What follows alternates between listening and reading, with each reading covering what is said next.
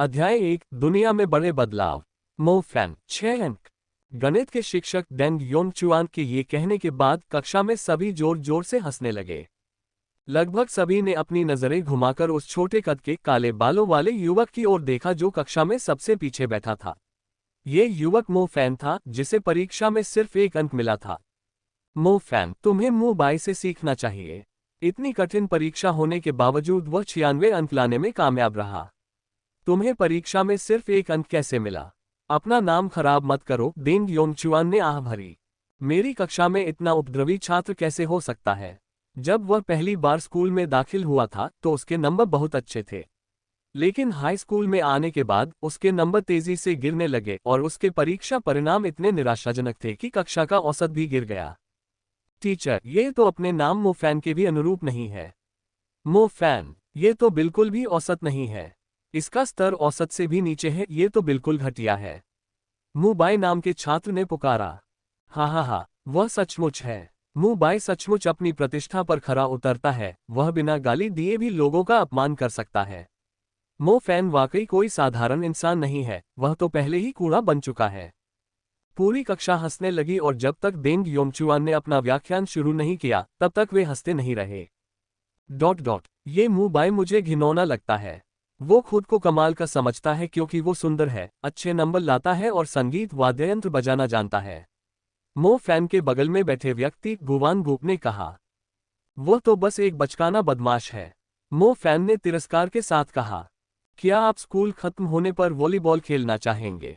मैं नहीं जा सकता, मुझे कुछ काम है। तुम फिर से बूढ़े यंग की मदद करने वाले हो। आखिरकार तुम ही तो हो जो पहाड़ों के पीछे उस फूस की झोपड़ी में जाने की हिम्मत कर सकते हो। अच्छा, मेरे पास कुछ जुआनहुआन और मुहुआन उपन्यास हैं, क्या तुम चाहोगे कि मैं तुम्हें एक उधार दे दूं? तुम इसे मेरे बैग में रख सकते हो, लेकिन तुम्हें उपन्यास कम पढ़ने चाहिए। तुम्हें इसकी लत लग गई है, मो फैन ने कहा। अल्पविराम। एक छात्र के लिए घंटी की सबसे खूबसूरत आवाज स्वाभाविक रूप से कक्षा के अंत का संकेत होती है। नीरस कक्षाओं से भरे पूरे दिन के अंत के बाद मो फैन अपना बैग उठाए पहाड़ के पीछे की ओर चलते हुए जम्हाई ले रहा था। पहाड़ का पिछला हिस्सा अकादमी का पिछला प्रवेश द्वार था, मूलतः कोई भी वास्तव में इसका उपयोग नहीं करता था। गुवान गु ने जिस बूढ़े यंग का जिक्र किया था वह अकादमी के पिछले पहाड़ का पहरेदार था। छात्रों की सुरक्षा सुनिश्चित करने और उन्हें इंटरनेट कैफे में जाने से रोकने के लिए स्कूल ने बूढ़े यंग को पिछले प्रवेश द्वार का पहरेदार नियुक्त किया था। बूढ़े यंग का न कोई रिश्तेदार था, न कोई दोस्त। जब उसकी मौत हुई तो उसके बारे में कोई सवाल नहीं पूछा गया, इसलिए स्कूल ने लापरवाही से उसे दफना दिया। मो फैन और बूढ़े यंग एक दूसरे से काफी परिचित थे। बूढ़े यंग ने मरने से पहले मो फैन के लिए कुछ सामान भी छोड़ा था।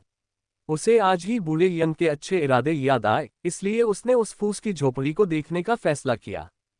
बूढ़े यंग ने हमेशा कहा था कि वह किसी ऐतिहासिक व्यक्ति का वंशज है, इसलिए उसके पास 5000 साल पुरानी प्राचीन अंगूठी थी। मो फैन ने वह अंगूठी पहले भी देखी थी, वह बिल्कुल काली थी और किसी प्राचीन वस्तु जैसी नहीं लग रही थी। हालांकि सबसे खास बात यह थी कि वह उसे मूल्यांकन के लिए एक मूल्यांकनकर्ता के पास ले गया था। मालिक ने मो फैन को ये कहते हुए बाहर निकाल दिया था कि उसकी इतनी हिम्मत कैसे हुई कि वह कह सके कि कोयले के चूल्हे से पिघलाई गई ये तांबे की अंगूठी प्राचीन वस्तु है। तब से मो फैन ने बूढ़े यंग की शेखी पर विश्वास करना छोड़ दिया। मो फैन उन चीजों को अपने साथ ले जाना चाहता था जो ओल्ड मैन यंग ने पीछे छोड़ दी थी, ताकि वे उसे याद रख सकें। बूढ़ा यंग एक उदार दरबान था, जीवन और मृत्यु के विषयों के प्रति उसे कोई खास परवाह नहीं थी। मो फैन चाहता था कि वह शांति से चल बसे। मृत्यु हर चीज का अंत नहीं है, शायद तुम कहीं और से अपनी जिंदगी फिर से शुरू कर सको। क्या आप मेरी बात पर यकीन करेंगे अगर मैं कहूं कि इस जगत में, जहां विज्ञान को बहुत महत्व दिया जाता है, एक और समानांतर जगत है जो जादू का अभ्यास करता है। उस जगत में आप विज्ञान नहीं बल्कि जादू का अध्ययन करते हैं। यह उस तरह की पागलपन भरी बातें थीं जो ओल्ड मैन यंग हमेशा मो फैन से कहा करते थे।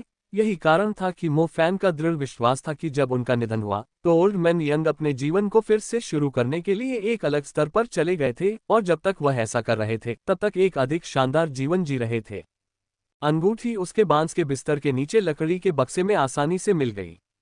जैसे ही मो फैन ने उसे खोला, उसे एक धुंधली अस्पष्ट आभा बॉक्स से निकलती हुई महसूस हुई। ये वाकई काफी रहस्यमय लग रहा था। हालांकि मुफैन 15-16 साल का है, उसे विश्वास नहीं था कि इस दुनिया में साधना जैसी कोई तकनीक भी होगी। उसे उस सन्यासी की बात पर बिल्कुल भी विश्वास नहीं हुआ जिसने कहा था कि अगर मुफैन यह अंगूठी पहने और इस साधना तकनीक का अभ्यास करे तो वह ब्रह्मांड को बचा सकेगा। वह काली सी अंगूठी देखने में एक साधारण सी अंगूठी थी। अगर कोई अंगूठी की सबसे अनोखी बात जानना चाहे तो वह ये कि उसके अंदर 8 छोटे छोटे छेद थे जिन्हें कोई भी कारीगर बना सकता था। जैसे ही मुफैन ने इसे पहना, उसे दिल जमा देने वाली ठंड का एहसास हुआ। गर्मी की तपिश में उसे कपकपा देने वाली यह चीज काफी अजीब थी। अजीब बात है, जैसे ही मुफैन ने इस पर सोचा, उसने अपने दिमाग में इस विचार को नकार दिया। मुफैन को अचानक नींद आ गई, लेकिन उसे उस रात काम तो करना ही था। इसलिए उसने बांस की चटाई बिछाई और घर के अंदर लेटकर पहले सो गया। रात 10 बजे उसे 24/7 सुपरमार्केट में क्लर्क की नौकरी करनी थी और सुबह 6 बजे तक काम करना था। अल्पविराम, वह बहुत नींद में था, इसलिए वह बहुत जल्दी सो गया। डूबते सूरज की रोशनी से पहाड़ों की दरारों से रक्त लाल प्रकाश की एक किरण चमक रही थी, जिससे पहाड़ों के पीछे का जंगल और छोटी फूस की झोपड़ी उसकी चमक से लाल हो रही थी। ऐसा लग रहा था जैसे अंधेरे में एक विशाल दरवाजा धीरे धीरे बंद हो रहा हो। अंधेरे में बिखरी रोशनी धीरे धीरे दरवाजे के अंदर समा रही थी। जैसे जैसे सूर्यास्त पहाड़ों के नीचे पूरी तरह से गायब होता गया और गोधूली बेला ने दुनिया पर राज करना शुरू किया, पहाड़ का पिछला हिस्सा मानो किसी विचित्र रंग की धुंधली परत से ढका हुआ लग रहा था। दूर से देखने पर ऐसा लग रहा था जैसे यह इलाका शून्य में ही फैला हुआ है। रक्तम सूर्य के नीचे पानी के चारों ओर एक अस्पष्ट दृश्य था, मानो कोई मृततृष्णा हो। फूस की झोपड़ी में सो रहा युवक अभी भी खर्राटे भर रहा था। उसे क्या पता था कि उसकी उंगली में पहनी अंगूठी से कानों को चीर देने वाली गुनगुनाहट निकल रही थी, मानो वह उस मृततृष्णा के प्रतिबिंब पर प्रतिक्रिया कर रही हो जिसने दुनिया के असली आह्वान को उजागर कर दिया था। बम! जैसे ही वह कांपने लगा, वैसे ही पूरा स्थान कांपने लगा। शुई नान मिडिल स्कूल शहर के नानशान में स्थित था। नानशान जिया शहर के बाकी हिस्सों से काफी ऊंचा था। शहर पहले से ही जगमगा रहा था। सड़कें, दुकानें, इमारतें, जिया का भव्य शहर एक शानदार चमक बिखेर रहा था। रात के खाने के बाद सैर कर रहे बूढ़े लोग, चौकों पर नाचती बूढ़ी औरतें, छोटी घाटियों में एक दूसरे का पीछा करते बच्चे और पार्क में डेट कर रहे प्रेमी। शाम ने लोगों को किसी भी तरह की असुरक्षा या भय से मुक्त नहीं किया। इसके विपरीत वे दिन भर की कक्षाओं से छुट्टी, काम से छुट्टी और रात के खाने के बाद आराम करने का आनंद ले रहे थे। हालांकि अगर कोई शुई नान मिडिल स्कूल की ओर पहाड़ के दक्षिणी छोर पर ध्यान से देखे तो उसे पता चलेगा कि जिस परिसर को जगमगाना चाहिए था वह एक धुंधली परत में लिपटा हुआ था। ये स्थान मूलतः पानी की सतह की तरह शांत था, लेकिन इस समय एक स्थानिक सुरंग प्रकट हुई, मानो इसे निगला जा रहा हो, जिसके कारण यह अधिकाधिक भयंकर यद्यपि शांत थी। एक तरफ शानदार रोशनी वाला एक शांत शहर था, दूसरी ओर आधा पहाड़ काले सर्पिल द्वारा निगल लिया गया था। उत्तरी शहर, जो अभी अभी अपनी गर्मियों की पूर्व संध्या में प्रवेश कर रहा था, एक अतुलनीय रूप से आश्चर्यजनक दृश्य बन गया। संपूर्ण अंतरिक्ष समय बदल गया था और इसका कारण ये सुरंग थी जो वैज्ञानिक दृष्टि से अस्पष्ट थी। स्थानिक सुरंग का केंद्र पहाड़ों के पीछे बनी फूस की झोपड़ी थी। विशाल भंवर अचानक विलीन हो गया और फिर शून्य में विलीन हो गया। ऐसा लगा जैसे कुछ हुआ ही न हो। एक व्यक्ति जो अभी भी गहरी नींद में सो रहा था, उसे दुनिया में आए भारी बदलावों के बारे में कोई जानकारी नहीं थी कि वह एक समानांतर दुनिया में पहुंच गया है। अल्पविराम, अल्पविराम। खाली पहाड़ पर अचानक बारिश हुई, जिससे चिलचिलाती गर्मी के दिन में भयंकर ठंडक आ गई तथा भारी गर्मी दब गई। सुबह की हवा खास तौर पर सुहावनी थी और स्कूल के गेट पर रखे गर्मागर्म मीट बंस से एक मनमोहक खुशबू आ रही थी। चमकदार सुनहरे युतियाओं की खुशबू मुंह में पानी ला देने वाली थी। सातवें चाचा, मुझे थोड़ा सोया दूध और युतियाओं चाहिए। एक गंदा सा दिखने वाला युवक स्टूल पर बैठ गया और युतियाओं बेचने वाले बूढ़े आदमी से यह बात कही। आ रहा हूँ। बूढ़े युतियाओं आदमी ने तेजी से सोया दूध परोसा। जानबूझकर कप को भरते हुए उसके चेहरे पर मुस्कुराहट फैल गई। मुफैन, आप जादू की परीक्षा देने वाले हैं। आपको कुछ प्रयास करना चाहिए और जादूगरों के विश्वविद्यालय में प्रवेश पाने का प्रयास करना चाहिए ताकि आप हमारे कबीले को कुछ सम्मान दिला सकें। मुफैन स्कूल के गेट पर नाश्ता बेच रहे सातवें अंकल को घूरता रहा। उसने मन ही मन सोचा और सोचा कि शायद उसने गलत सुना होगा, इसलिए उसने खाते हुए सिर हिला दिया। कल वह इतना सोया कि उसका सिर चकराने लगा। उसे लगा जैसे उसने सदियों की एक यात्रा का सपना देखा हो। जब वह उठा तो उसे लगा जैसे एक पूरी जिंदगी बीत गई हो। उसे पता ही नहीं चला कि पूरब, दक्षिण, पश्चिम और उत्तर कहाँ है, और न ही यह कि सुबह हुई है या दोपहर। मो फैन ने अपना खाना झटपट निगल लिया। उसके हाथ में यूटियाओ का आधा हिस्सा था। जैसे ही वह यूटियाओ को काटने ही वाला था, उसे अचानक अपनी बगल में कुछ भारी सा महसूस हुआ। 30 साल का एक आधा गंजा आदमी उसके बगल में बैठ गया। उसके शरीर से सिगरेट की गंध आ रही थी। मो फैन, नाश्ता कर रहे हो, है ना? गंजा आदमी मुस्कुराया और मो फैन का अभिवादन किया। सुप्रभात, अधीक्षक हूँ। मो फैन ने जल्दी से मुस्कुराते हुए उनका अभिवादन किया। यह व्यक्ति प्रमुख अधीक्षक हो था। वो हर दिन ऐसा सूट पहनता था जो उसे सूट नहीं करता था और उसका माथा चमकता रहता था। मैंने घड़ी नहीं पहनी है, अभी क्या समय हुआ है? सुपरिंटेंडेंट हू ने अपने पीले दांत दिखाते हुए पूछा। मो फैन ने अपना टूटा हुआ नोकिया निकाला और कहा, घंटी बजने में अभी 15 मिनट बाकी है। अरे, मुझे देर हो गई है। मैंने अभी तक अपनी मैजिक थ्योरी की पीपीटी पूरी नहीं की है। मेरे पास नाश्ता करने का भी समय नहीं है। सुपरिंटेंडेंट हू अचानक उठ खड़ा हुआ। मो फैन अचानक झुक गया। बॉस, मुझे सोया दूध की जरूरत नहीं है। ऑफिस तक पैदल चलना बहुत धीमा है। जो भी हो, अगर मैं कोई जादू भी करूं तो कोई फर्क नहीं पड़ता। सुपरिंटेंडेंट हू वहीं खड़ा अपने आप से बातें कर रहा था। मो फैन बहुत हैरान था। उसे ऐसा लग रहा था जैसे सुपरिंटेंडेंट हू किसी विदेशी भाषा में बात कर रहे हो। जैसे ही उसे लगा कि उसने गलत सुना है, सोया दूध की दुकान का छज्जा एक अनोखे अंदाज में पलट गया। ऐसा लगा जैसे सोया दूध की दुकान के अंदर से संपीड़ित हवा का बुलबुला फूट पड़ा हो। जैसे ही बुरी हवा आई, उसने मो फैन के बालों को बिगाड़ दिया और उसके कपड़ों को उड़ा दिया। हवा का रास्ता, तेज कदम। सुपरिंटेंडेंट हू ने अचानक खुद से कहा। उसका बेमेल सूट उसके शरीर पर अवर्णनीय तरीके से हिलने लगा। ऐसा लगा जैसे उसके कपड़ों के अंदर एक आंधी चल रही हो। उसकी टाई लहराने लगी और पतलून हिलने लगी। ऐसी शांत सुबह में हवा कैसे चल सकती है, और वो निर्दयता से सुपरिंटेंडेंट हू की ओर कैसे बह सकती है? शशिश, एक नीली रोशनी चमक उठी। मो फैन देख सकता था कि एक खूबसूरत तारों की रोशनी का एक धुंधला धागा सुपरिंटेंडेंट हू के पूरे शरीर को घेरता हुआ आगे बढ़ रहा था। तारों की रोशनी चमकती हुई आगे बढ़ रही थी। छात्र मो फैन, शिक्षक पहले चले जाएंगे। पढ़ाई में अपना पूरा ध्यान लगाओ। अधीक्षक हू ने मुड़कर मो फैन को अपनी पीली दांतों वाली मुस्कान दिखाए। मो फैन थोड़ा चौंक गया। इससे पहले कि वह होश में आ पाता, उसने एक स्वोश जैसी आवाज सुनी। थोड़े मोटे, गंजे अधीक्षक हू जो सूट पहने हुए थे, वह जगह से बाहर लग रहा था। घूमती हवा से धूल के प्रक्षेप पथ का अनुसरण करते हुए जल्दी से स्कूल की ओर बढ़ गए। उनकी चाल असाधारण रूप से तेज थी। छात्र छात्राओं की वर्दी पहने छात्र गतिहीन लग रहे थे, जिससे सुपरिंटेंडेंट हू तेज गति से उनके बीच से गुजर रहे थे और पीछे धूल का एक भयावह निशान छोड़ रहे थे। इस छोटी सी अवधि में मो फैन को लगा जैसे अधीक्षक का चेहरा अभी भी उसके सामने है।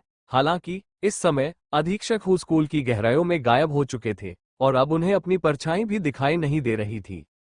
पढ़ाई में अपना सर्वश्रेष्ठ दो, ये शब्द अभी भी उसके कानों में गूंज रहे थे। हालांकि वो व्यक्ति बिना किसी निशान के पहले ही चला गया था। वो यूतियाओं का आधा हिस्सा चबा रहा था। जैसे ही चबाना बंद हुआ, दूसरा यूतियाओ मो फैन के हाथों से फिसल गया। सुपरिंटेंडेंट हू, क्या आप डुआन यू के उत्तराधिकारी हैं, जो रिपल टिनी स्टेप्स की उनकी अंतिम तकनीक का उपयोग कर रहे हैं? दो, ये सिर्फ एक भ्रम है। यह निश्चित रूप से सिर्फ एक भ्रम है। मो फैन ने काफी देर बाद अपनी आंखें रगड़ी। शायद कल रात मुझे ठीक से नींद नहीं आई होगी। शायद मेरी कपाल तंत्रिकाओं पर दबाव पड़ा होगा या कुछ और, वरना मैं इस तरह का दृश्य कैसे सोच सकता हूं? चलो जल्दी से नाश्ता खत्म करो और वापस क्लासरूम में जाकर थोड़ी और नींद ले लो। हे भगवान, ये क्या है? एक गंजा और नामी सुपरिंटेंडेंट जो रिपल टाइनी सटेप का इस्तेमाल कर सकता है? कक्षा में पहुंचने के बाद वह बिना कुछ कहे तुरंत मेज पर लेट गया ताकि वह पहले देखे गए भ्रम को कम कर सके। उनके डेस्क के सामने से छात्र प्रतिनिधियों की दो धीमी आवाजें आईं। एक ने कहा, केवल 1 महीना बचा है। अगर मुझे अच्छे हाई स्कूल में दाखिला नहीं मिला तो मैं क्या करूंगा? तुम सच में बहुत होशियार हो। मुझे यकीन है कि तुम Tian land magic high school में प्रवेश पा सकते हो। क्या बात है, तुम तो होशियार हो। थ्योरी क्लास में तुम्हारे नंबर इतने ऊंचे हैं कि मैं कोई भी जादुई जानवर निकाल सकता हूं और तुम उसे और उसकी कमजोरियों को पहचान लोगे। मो फैन ने अपनी भौहें सिकोड़ ली। ये जादू की इस पूरी अवधारणा को सुनने का उनका पहला अवसर नहीं था। क्या हुआ? क्या ये संभव है कि मुझे कोई और भ्रम हो रहा है? मैं न तो नशीली दवाएं लेता हूं और न ही धूम्रपान करता हूं। इसे भूल जाओ, ऐसा इसलिए होगा क्योंकि मैं ठीक से सो नहीं पाया हूं। मो फैन ने अपने सामने खड़े दो लड़कों की पागल बातों को नजरअंदाज कर दिया और जल्दी ही गहरी नींद में सो गया। मो फैन को पढ़ाई में कई वर्षों का अनुभव था, जिससे उन्हें अपनी मेज पर एक सेकंड में ही सो जाने की अद्भुत क्षमता प्राप्त हो गई। छात्रों, अपनी पाठ्यपुस्तकें खोलो। आज हम मैजिक रिलीज की प्रारंभिक आवश्यकताओं के बारे में सीखना जारी रखेंगे। क्या तुम्हें अब भी याद है कि मैंने तुम्हें पहले क्या बताया था? प्राइमरी रैंक का जादू पूरा करने के लिए तुम्हें सबसे पहले अपने मैजिक स्टारडस्ट के तारों को एक दूसरे से जोड़ना होगा। ऐसा करके तुम एक स्टार पाथ बना पाओगे और फिर मैजिक की शक्ति का उपयोग कर पाओगे।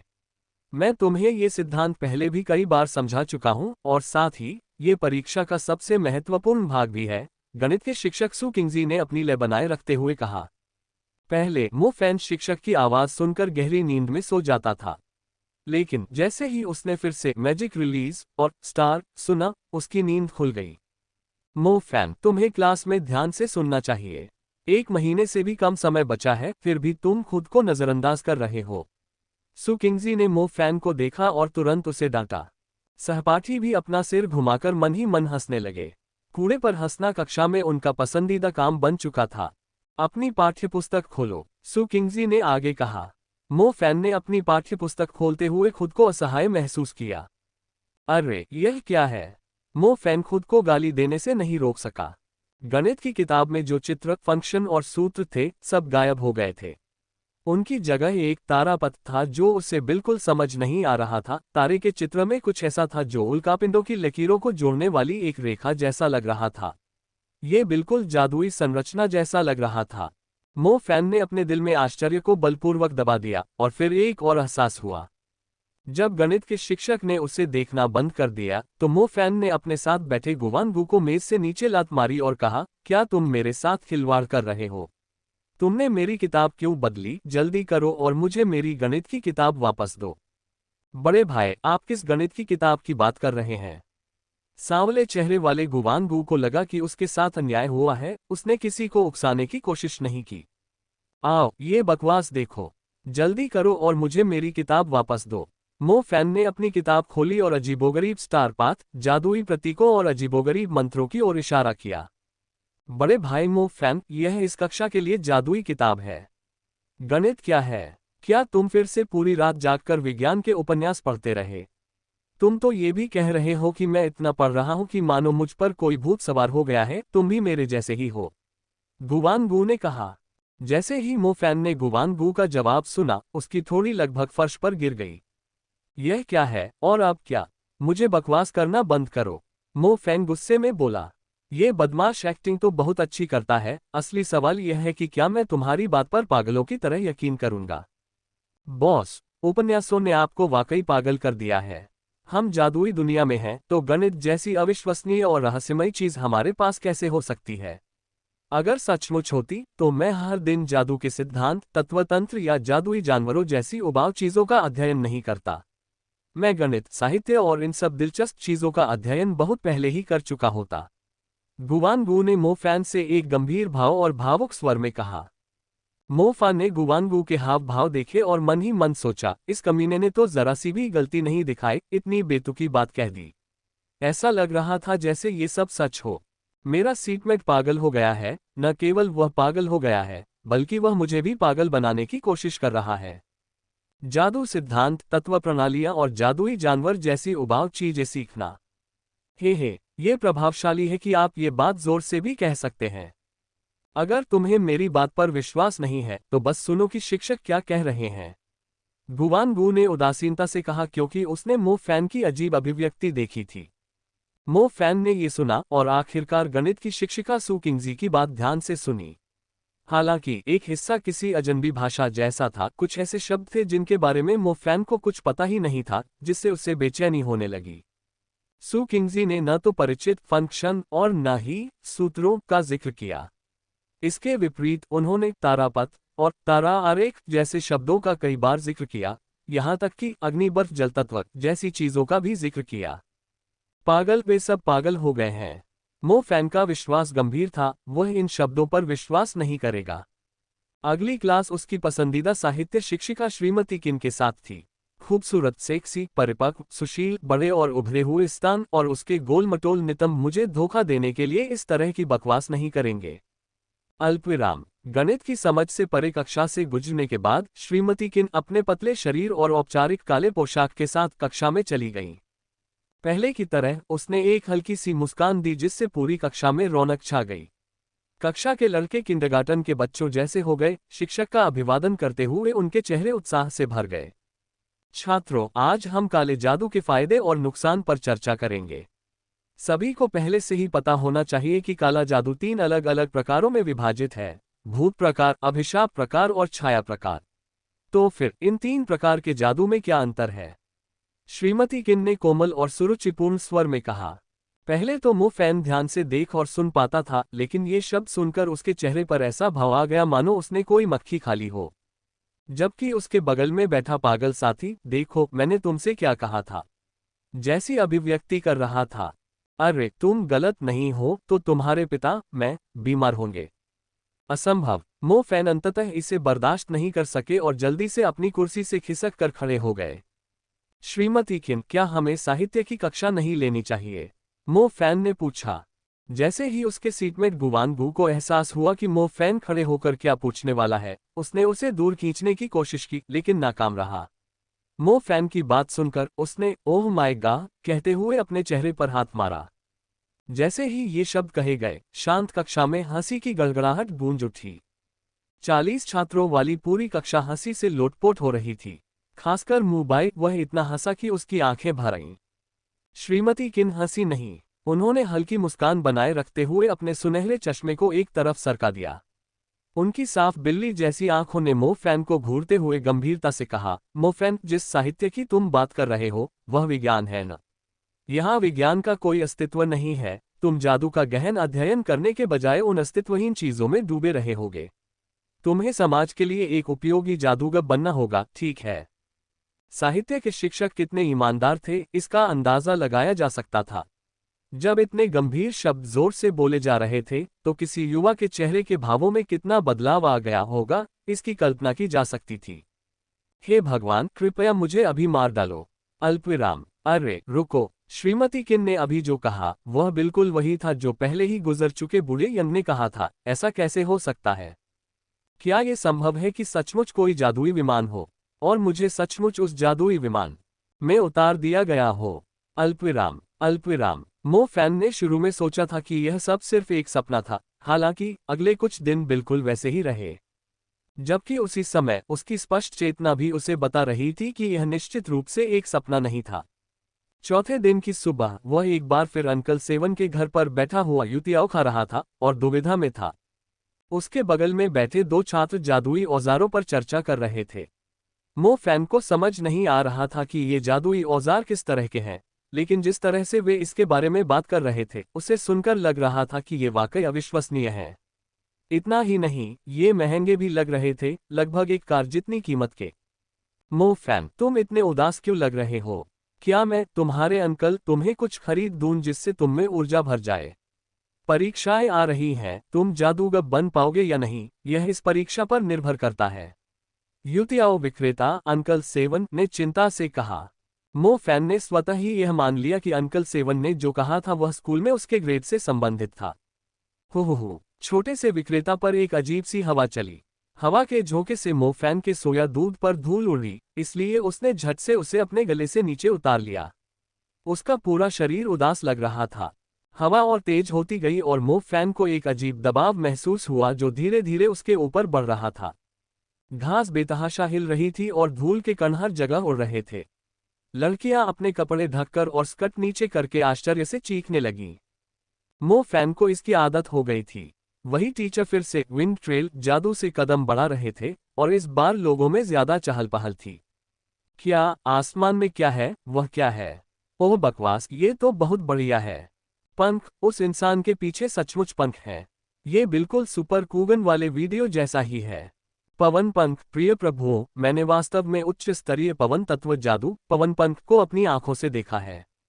मो फैन इतने शोरगुल के कारण शांति से नाश्ता नहीं कर पा रहे थे। मो फैन ने सिर उठाते ही शांत चेहरा बना लिया, लेकिन अगले ही पल मानो उसके पूरे शरीर को बिजली का झटका लगा हो, वहीं खड़े खड़े उसकी नींद से भरी आंखें अचानक चौड़ी हो गईं, मानो वह जो देख रहा था उससे हट ही न पा रहा हो। एक चमकदार नीले आकाश के सामने, एक छत के कोने पर झूमते पेड़ों के पास और स्कूल का लहराता झंडा। यह आदमी, जिसने चांदी का गाउन पहना हुआ था, किसी स्वप्न में आए आत्मा जैसा लग रहा था। वह इन अत्यंत दुर्गम स्थानों से उड़ता हुआ आकाश में एक विस्मयकारी चाप में उड़ गया। मो फैन कक्षा में पिछली पंक्ति में बैठता था, इसलिए जब वह उब जाता था तो बादलों, आकाश, पेड़ों, झंडों और आकाश में उन्मुक्त उड़ान भरते पक्षियों को घूरता रहता था। हालांकि उसने कभी नहीं सोचा था कि सचमुच ऐसे लोग भी होंगे जिनके पास भ्रमात्मक पंख होंगे और वे उसके ऊपर से उड़कर एक अकल्पनीय दृश्य प्रभाव पैदा करेंगे। यह ऐसी चीज है जो केवल फिल्मों में ही होनी चाहिए, लेकिन अब ये वास्तव में उनकी अपनी आंखों के सामने प्रकट हुई है। हवा, हवा, हवा पंख। मो फैन ने आसमान में पंखों वाले चांदी के आदमी को घूरते हुए जादुई नाम जोर से बोला। उस समय के विपरीत जब उन्होंने पवन पथ को देखा था, मो फैन को अपने हृदय में कुछ तीव्रता से हिलता हुआ महसूस हो रहा था। यह उनकी मूल मानसिकता के खोल से बाहर आना था, जिससे एक प्यास पैदा हो रही थी। सच है, पिछले कुछ दिनों से वह हर चीज में आए बदलावों को स्वीकार नहीं कर पा रहा था। अब अचानक उसे इन बड़े बदलावों का एहसास हुआ और उम्मीदों के उलट उसकी धड़कनें तेज हो गईं। मानो उसे पहली नजर में ही किसी से प्यार हो गया हो। चांदी के आदमी के उड़ने से झटका लगने के बाद मो फैन ने पहले ही अपने दिल में खुद से कहा था, भले ही यह एक सपना है, मैं अभी भी विंड विंग्स सीखूंगा और जागने से पहले क्षितिज पर स्वतंत्र रूप से मंडराऊंगा।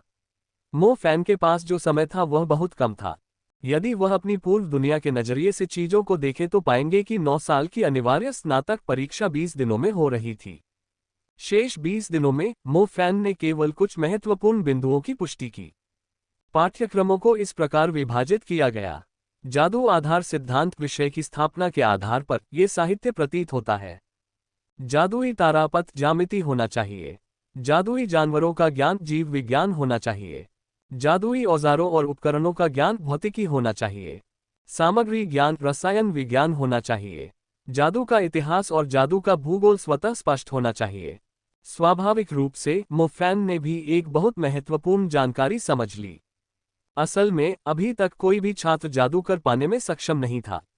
ऐसा इसलिए था क्योंकि 9 साल की अनिवार्य शिक्षा के दौरान छात्रों ने सामान्य सिद्धांत, अवधारणाएं और योग्यताएं ही सीखी थीं। ये वास्तव में पूर्व विश्व के जूनियर हाई स्कूल स्नातकों के समान ही था, कोई भी जीवित रहने का कौशल नहीं। मो फैन के लिए यह वाकई अच्छी खबर है। आखिरकार जादू की ये दुनिया उसके लिए बिल्कुल अनजान थी, उसे लगभग सब कुछ फिर से सीखना पड़ा। एक जादू के छात्र के रूप में जादूगर बनने के लिए सबसे महत्वपूर्ण बिंदु जादुई जागृति थी। जादुई जागृति एक उद्घाटन समारोह जैसा ही था। मैजिक हाई स्कूल के उद्घाटन समारोह के दौरान प्रत्येक मैजिक छात्र को एक बार जादुई बपतिस्मा प्राप्त करना था, जो कि जादुई जागृति थी। अलग अलग लोगों ने अलग अलग तत्वों को जागृत किया।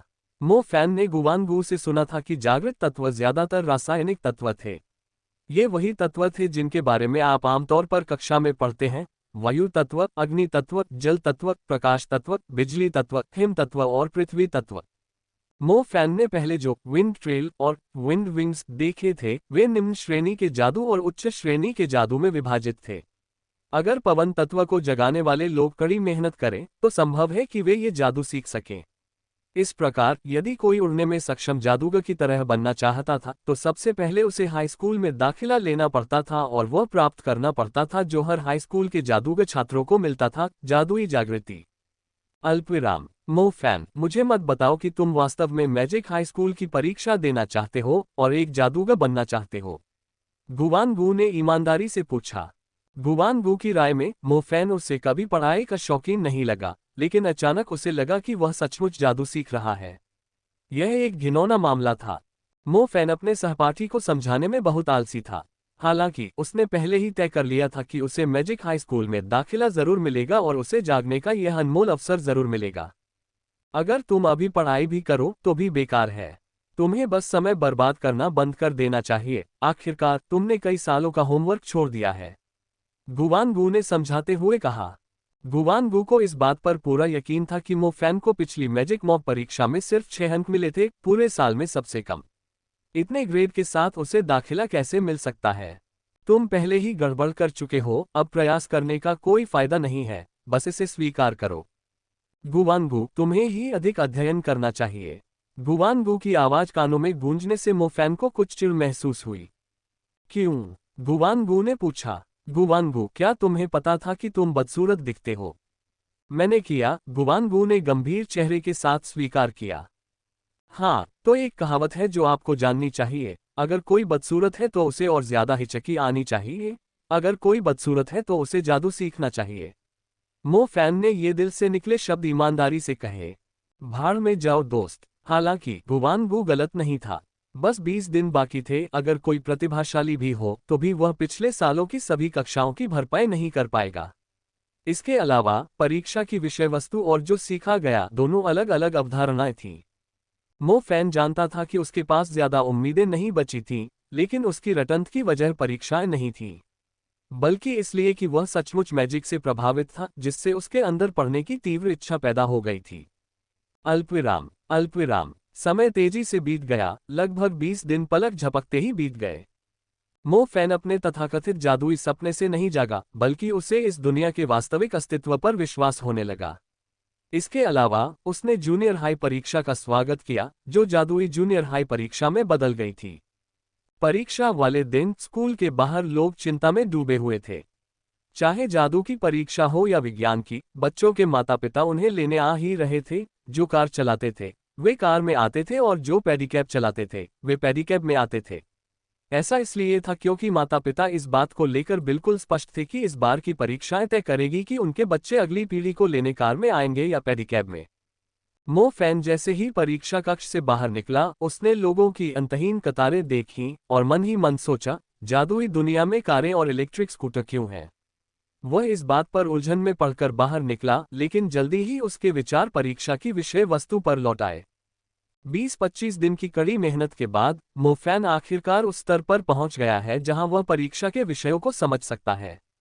हालांकि उत्तर सही था या नहीं, जब तक मैं खुश हूं। मो फैन। भीड़ में से एक पीले चेहरे वाला अधेड़ उम्र का आदमी अपना बायां हाथ सिर के ऊपर उठाए मो फैन की ओर देख रहा था। जैसे ही मो फैन ने ये परिचित चेहरा देखा, उसने गलती से पुकारा, पिताजी, आप यहाँ क्यों आए? जाहिर है, तुम्हें लेने के लिए। तुम्हारी परीक्षाएं पूरी होने के बाद तुम मूल रूप से स्नातक हो जाओगे। मैंने तुम्हारे लिए अगले शहर के जिले में एक निर्माण मजदूर की नौकरी ढूंढ दी है। तुम अंकल गुआन फैन के अधीन रहोगे। वहां कुछ साल काम करने और अनुभव प्राप्त करने के बाद तुम अपना काम खुद शुरू कर सकते हो। अगर तुम भाग्यशाली रहे तो तुम्हें 4-5 हजार युआन तक कमाने में कोई दिक्कत नहीं होगी, और अगर तुम जल्दी काम शुरू कर दो तो बेहतर होगा। मो जियाक्सिंग ने पूरे मन से मुस्कुराते हुए कहा। दुनिया बदल गई, लेकिन मो फैन पढ़ाई में अब भी कमजोर है। जबकि पिताजी अब भी पिताजी ही थे, मो फैन को लगता था जैसे उसका परिवार वैसा ही है जैसा पहले था। यदि मो जियाक्सिंग ने लगभग 1 महीने पहले मो फैन से निर्माण मजदूर बनने की बात कही होती, तो मो फैन बिना किसी हिचकिचाहट के अपने पिता द्वारा तय की गई राह चुन लेता। ऐसा इसलिए था क्योंकि उसे समाज में प्रवेश करने के लिए इसी राह पर चलना था। हालांकि अब का मो फैन अलग था। इस समाज में कारें, मोबाइल, कंप्यूटर और यहाँ तक कि रेफ्रिजरेटर भी हैं। हालांकि वैज्ञानिक सामान का अस्तित्व ही नहीं रहा क्योंकि उसकी जगह जादू ने ले ली। अगर आप जादूगर नहीं बनते तो आप एक मजदूर बन जाएंगे जो इन चीजों को संभालता और बनाता है। धिक्कार है, ये पहले वाली दुनिया से कुछ अलग नहीं है, इसलिए मैं जादू जरूर सीखूंगा। पिताजी, मैं पढ़ाई जारी रखना चाहता हूँ। मो फैन काफी देर तक चुप रहा, फिर उसने मो जियाक्सिंग को अपने मन में चल रहे विचार के बारे में बताया। मुझे लगा था कि तुम्हें जादू पढ़ना पसंद नहीं है। मो जियाक्सिंग ने भौहें चढ़ाते हुए और आश्चर्य से भरे चेहरे के साथ कहा। ओह! मो फैन खुद को दोराहे पर फंसा हुआ महसूस कर रहा था। वो ये बात कैसे समझाए? वो तो बहुत परेशान था। मो जियाक्सिंग ने अपने लगभग 16 साल के बेटे की ओर देखा। उसके चेहरे पर एक बार फिर एक सीधी और ईमानदार मुस्कान थी, और उसने कहा, चिंता मत करो, तुम्हारे पिता तुम्हें जादू सीखने में मेहनत न करने के लिए दोषी नहीं ठहराएंगे। हर व्यक्ति की अपनी महत्वाकांक्षाएं होती हैं। नहीं, मैं सचमुच पढ़ना चाहता हूँ। क्या तुम परीक्षा पास कर पाओगे? मो जियाक्सिंग ने पूछा। नहीं, मो फैन ने निश्चितता से कहा। चाहे अंग्रेजी भाषा की परीक्षा हो या मैजिक की, मो फैन निश्चित रूप से पास नहीं होगा, इस बात पर कोई संदेह नहीं था। तो बस यही बात है। चिंता मत करो। हालांकि प्राचीन लोगों ने कहा है, जादू हर चीज से ऊपर है, लेकिन उन लोगों के लिए भी एक कहावत है जो हर काम में माहिर हैं। जैसे ही मो फैन ने ये सुनना समाप्त किया, उसने अनजाने में अपने होठों को चटका दिया। इस समय मो फैन के पास बहुत सारी जानकारी थी जिसे संसाधित करना था। हालांकि इस जानकारी को संसाधित करते समय मो फैन विशेष रूप से चुप था। उदाहरण के लिए मो फैन को याद आया कि एक बार इतिहास के शिक्षक ने छात्रों से कहा था, प्रकाश तत्व जादू का सबसे पहला उपयोगकर्ता एडिसन था, और उस समय इसने मो फैन के मन में बार बार कोसने का कारण बना था। जब मो जियाक्सिंग ने मो फैन को दिलासा देने के लिए उसके कंधे थपथपाए, तो उन्हें अचानक एहसास हुआ कि उनका बेटा चुप है। उनके बेटे के हाव भाव से पता चल रहा था कि वह सामान्य स्थिति में नहीं है। कोई भी अपने बेटे को अपने पिता जितना नहीं समझता। मो जियाक्सिंग ने धीरे से अपनी मुस्कान वापस खींची, उसकी आवाज धीमी हो गई और उसने पूछा, क्या तुम सच में ऐसा कर रहे हो? हाँ, मैं जागने का अवसर प्राप्त करना चाहता हूँ। मैं समझता हूँ कि अब बहुत देर हो चुकी है, लेकिन मैं सचमुच सीखना चाहता हूँ और जादूगर बनना चाहता हूँ। मो फैन ने ईमानदारी से कहा। मो जियाक्सिंग चुप रहे। मो फैन ने भी कुछ नहीं कहा। तुम सच में पढ़ाई जारी रखना चाहते हो? मो जियाक्सिंग ने एक बार फिर पुष्टि की। मैं करता हूँ। मो फैन ने बिना किसी हिचकिचाहट के अपना सिर हिलाया। शुरुआत में मो फैन ने भी सोचा होगा कि ये आवेग में है, लेकिन 1 महीना हो गया था और वाइल्ड विंग्स ने उसके दिल में जो बेचैनी पैदा कर दी थी, वो अभी तक शांत नहीं हुई थी। वो सच में मजाक नहीं कर रहा था, वो तो सच में पढ़ाई करना चाहता था। ऐसी स्थिति में ठीक है, मैं कुछ सोचूंगा। मो जियाक्सिंग ने आगे कुछ नहीं कहा।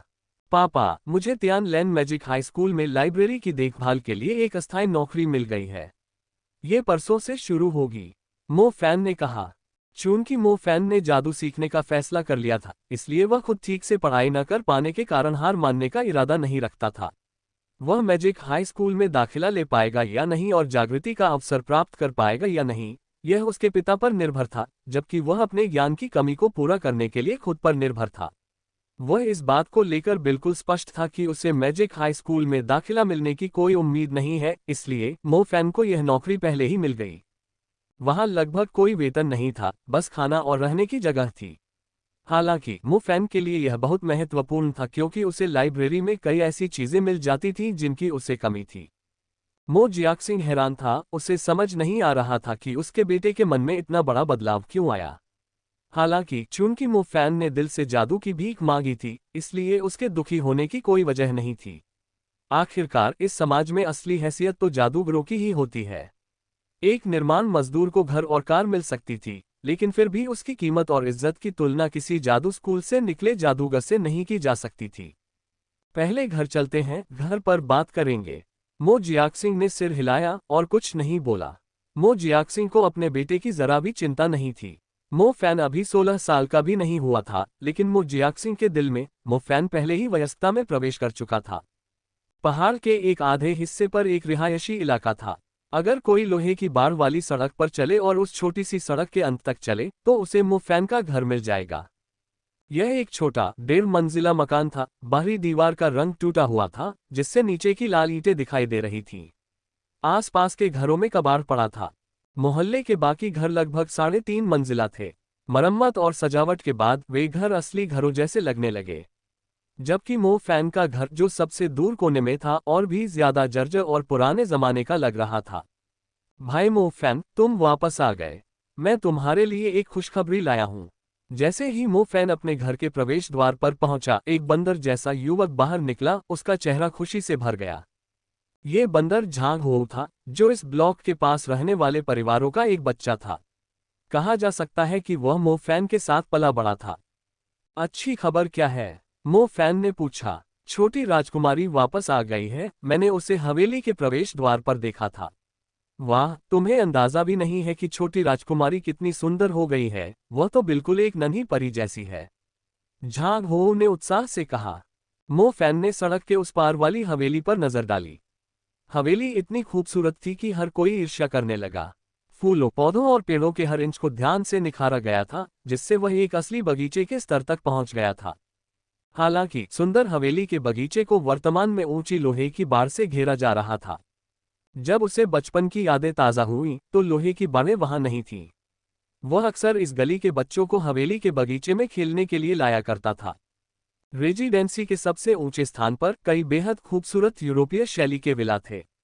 इन बच्चों की नज़र में वे किसी परीक्षा के महल जैसे लग रहे थे, और उस महल के भीतर सचमुच एक राजकुमारी थी जो इतनी खूबसूरत थी कि उन्हें सांस लेना भी भूल गया था।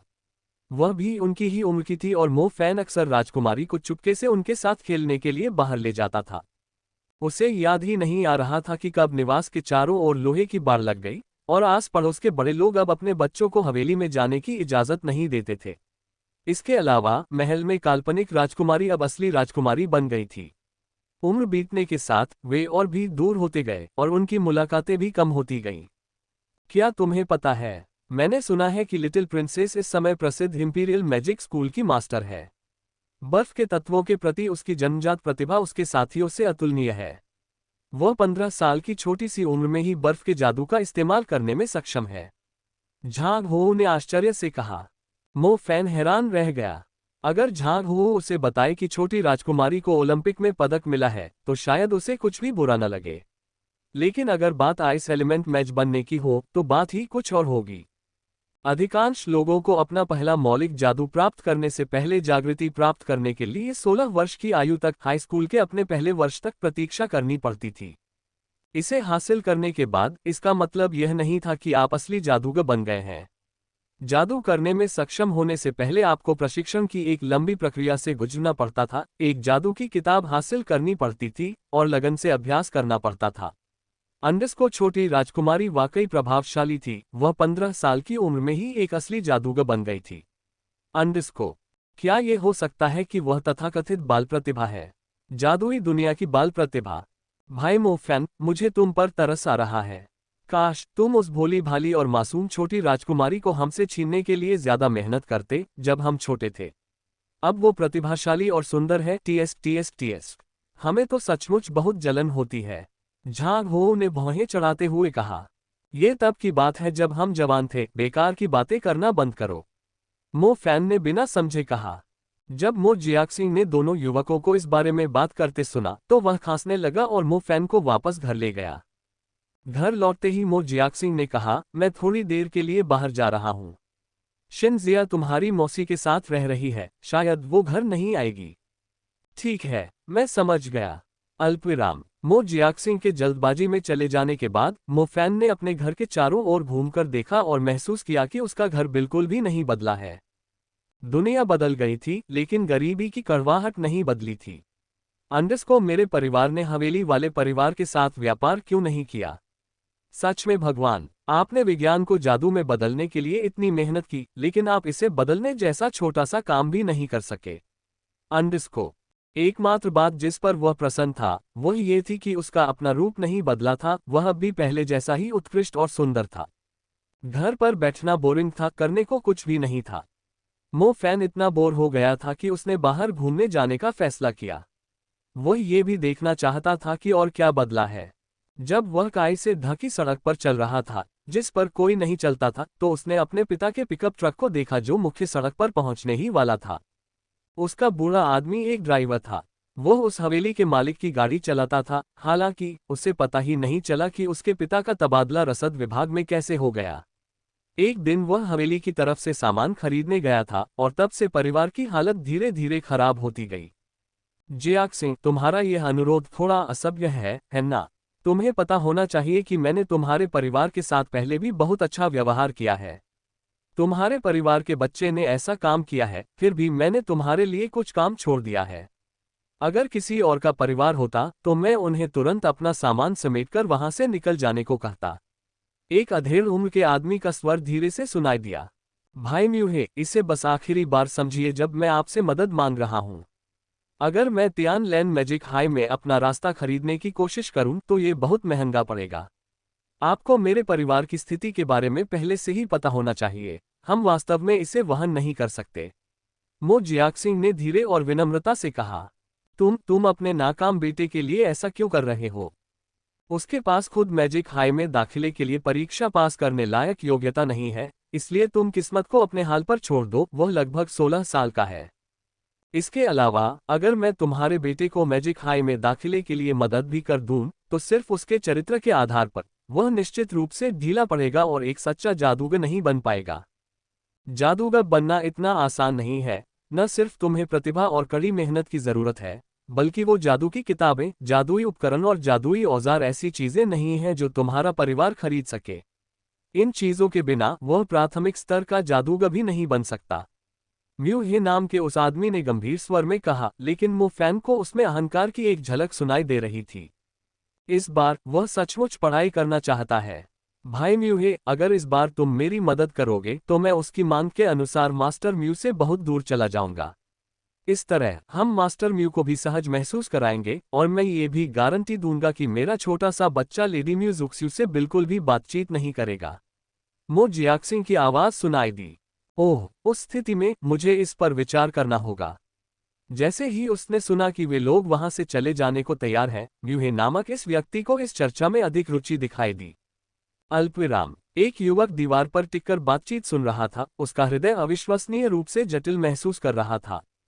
उसने सोचा था कि जब दुनिया बदलेगी तो उसके ये सारे बुरे रिश्ते भी बदल जाएंगे। लेकिन ऐसा लग रहा था जैसे कुछ भी नहीं बदला। किसी शासक की तरह म्यू हवेली के अमीर लोग सबसे ऊपर थे, जबकि सबसे नीचे एक पिता था जिसे कड़ी मेहनत करनी पड़ती थी और दूसरों की मदद की जरूरत होती थी। यह म्यू ही तियानलैन मैजिक हाई का अध्यक्ष था, और सच तो ये था कि उसे बस एक शब्द कहने की जरूरत थी और मो फैन तियानलैन मैजिक हाई में प्रवेश पा जाता था। हालांकि अपने पिता मो जियाक्सिंग को दूर जाने के लिए तैयार होने की बात सुनने के बाद म्यूहे ने भारी आह भरते हुए तुरंत सहमति दे दी। बातचीत के अंत में उसके पिता लगातार म्यूहे का शुक्रिया अदा कर रहे थे। म्यूहे अपनी आलीशान कार में बैठकर चले गए, लेकिन पीछे धूल से लथपथ एक पुराना पिकअप ट्रक और अपने धूल से सने और बूढ़े पिता मो जियाक्सिंग को छोड़ गए। अंडिस्को, ये कैसा सपना है? अंडिस्को, ये क्रूरता बिल्कुल उसकी पिछली वास्तविकता जैसी ही थी। मो फैन, जो दीवार पर गंभीर भाव से टिका हुआ था, इस बात से भली भांति परिचित था कि उसके अपने परिवार की हालत में कोई बदलाव नहीं आया है। उनकी निम्न स्थिति में भी कोई बदलाव नहीं आया है। पुराने जमाने में समाज में बड़े परिवार के पास शक्ति और रुतबा होता था। आधुनिक दुनिया में इसमें कोई खास फर्क नहीं है। कुछ परिवारों की विरासत ज्यादा लंबी है, इतिहास लंबा है, और उनके परिवार आज भी सत्ता के साथ पद और पहचान रखते हैं। भले ही आम लोगों को अब अमीरों का नौकर न कहा जाता हो, उन्हें अब मजदूर कहा जाता हो, और हालांकि उन्हें अब घुटने टेककर सलाम करने की जरूरत न हो, फिर भी इन आम लोगों का भाग्य अमीरों से कम था, और इन अमीर लोगों की उंगलियों के इशारे पर उनके भाग्य को आसानी से बदला जा सकता था। मो फैन स्वयं एक निम्न वर्ग के परिवार में पैदा हुए थे, और उन्हें मू नामक एक धनी परिवार द्वारा पूरी तरह से पालतू बनाया गया था।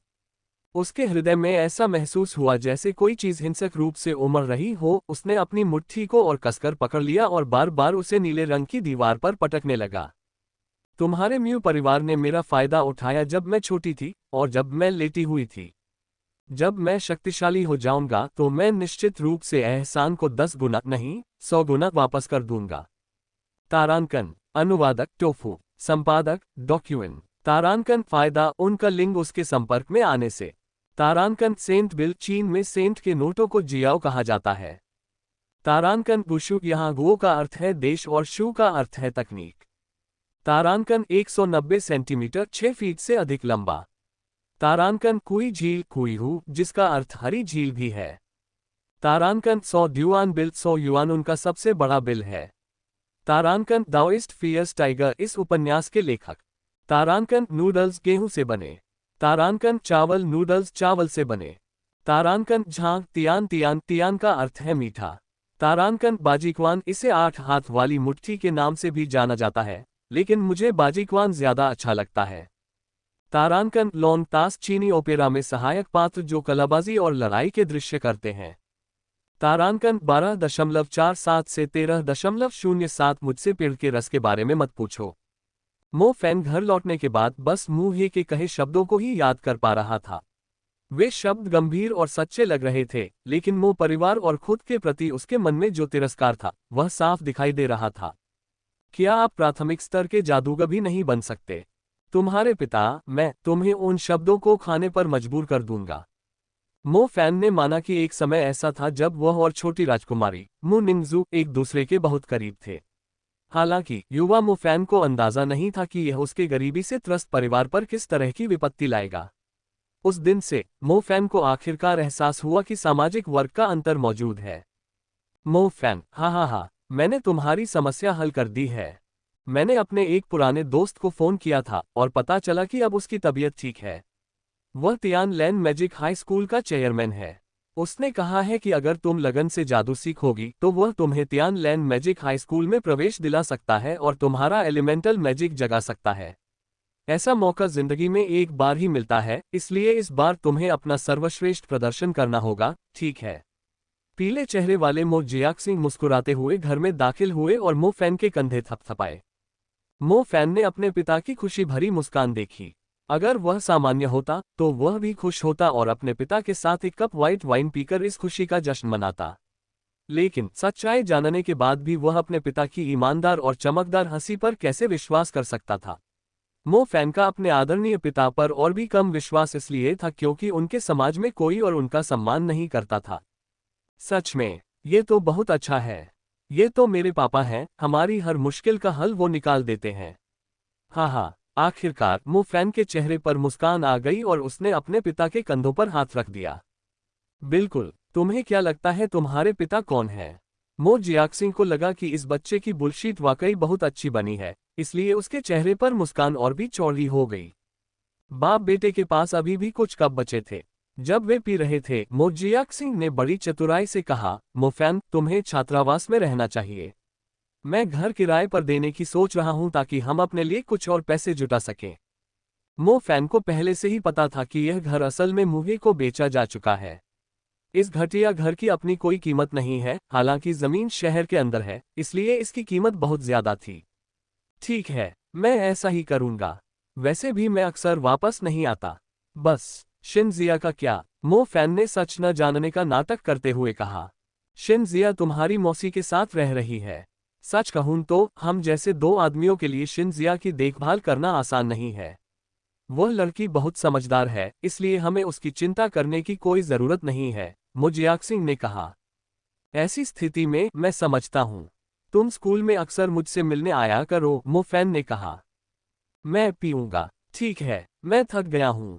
मैं पहले सो जाऊंगा। तुम्हें कल स्कूल जाना चाहिए। मो जियाक्सिंग ने सफेद वाइन का आखिरी प्याला खत्म किया और झूमते हुए खड़ा हो गया। मो फैन ने उसे पलटते देखा। उसकी पीठ देखकर उसे अचानक झू जिकिंग का लिखा लेख याद आ गया। मैं स्कूल में रहूंगा और शिनजिया हमारी मौसी के पास रहेगी।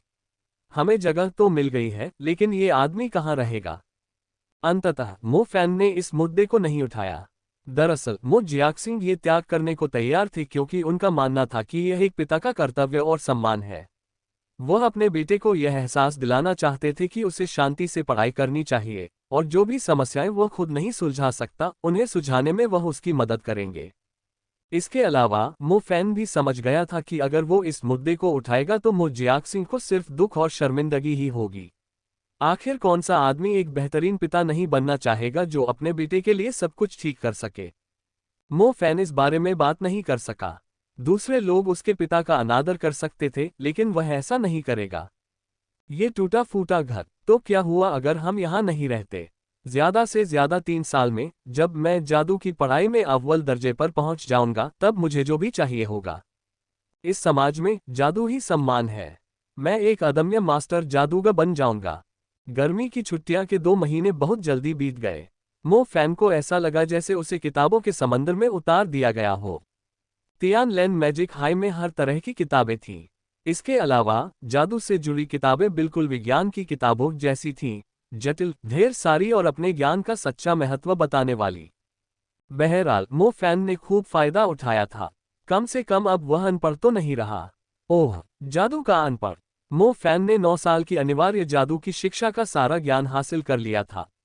जैसे ही उसे उसकी हताशा की चरम सीमा तक धकेला गया, उसकी छिपी हुई क्षमताएं सामने आ गईं। स्कूल 1 सितंबर को शुरू हुआ। उद्घाटन दिवस सभी जादूगर छात्रों के लिए बहुत महत्वपूर्ण था। ऐसा इसलिए था क्योंकि जादूगरों की दुनिया में प्रवेश करने वाले सभी छात्रों के लिए ये सबसे महत्वपूर्ण कदम था। उन्हें यह तय करना था कि वे किस तरह के मौलिक जादूगर बनेंगे। जागृति, जैसा कि नाम से ही स्पष्ट है, इसमें आपके शरीर के भीतर छिपी शक्तियों को जागृत करना शामिल है। छोटे बदमाश, मैं तुम्हें शुभकामनाएं देता हूं। अच्छा होगा कि तुम अग्नि तत्व को जागृत करो। इससे तुम्हें अन्य जादूगरों पर बढ़त मिल जाएगी। हालांकि अन्य तत्व ठीक ठाक है, प्राथमिक स्तर के जादूगरों में युद्ध कौशल के मामले में अग्नि तत्व सबसे अच्छा है। ओह, पत्थर तत्व भी बुरा नहीं है, और न ही वायु तत्व, पुस्तकालय के मुख्य पर्यवेक्षक बूढ़े आदमी गू ने कहा। मो फैन ने बिना समझे ही सहमति में जवाब दिया। जब इस बूढ़े ने बोलना शुरू किया तो रुका ही नहीं। सच तो ये था कि मो फैन कल रात सो नहीं पाया था। उसके लिए आज की जागृति न सिर्फ उसकी किस्मत का बदलाव थी, बल्कि एक अभूतपूर्व प्रयास भी था। उसकी मूल दुनिया में जादू जैसी चीजें थी ही नहीं। हालांकि आज वह आखिरकार इस अनुभव को पूरी तरह से समझ पाया था। उसका छोटा सा दिल उछल रहा था और उछल रहा था। अल्पविराम। मो फैन को कक्षा 8 में रखा गया तथा उनकी छात्र संख्या 48 थी। वह इस बारे में कुछ नहीं कर सकता था। वह तो स्कूल में पिछले दरवाजे से घुसा था। छात्रों की संख्या जितनी ज्यादा होती थी, मैजिक मिडिल स्कूल की परीक्षा में उन्हें उतने ही ज्यादा अंक मिलते थे।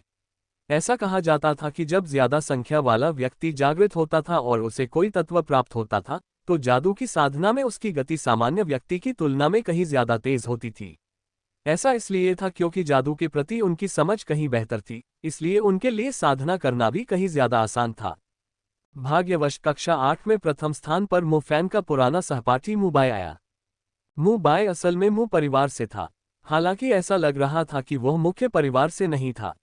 मुबाई हमेशा मो फैन को नीची नजर से देखता था। इसकी वजह स्वाभाविक रूप से मु हवेली में उसका रुतबा था। उसे एक छोटा सा युवा मालिक समझा जाता था, जबकि मो फैन एक नौकर का बेटा था, यानी वह भी एक नौकर ही था। बदकिस्मती से इस लड़के की, वो तो बस शाखा का एक बच्चा है। वो मु निंगजू जैसी राजकुमारी के आसपास भी नहीं था।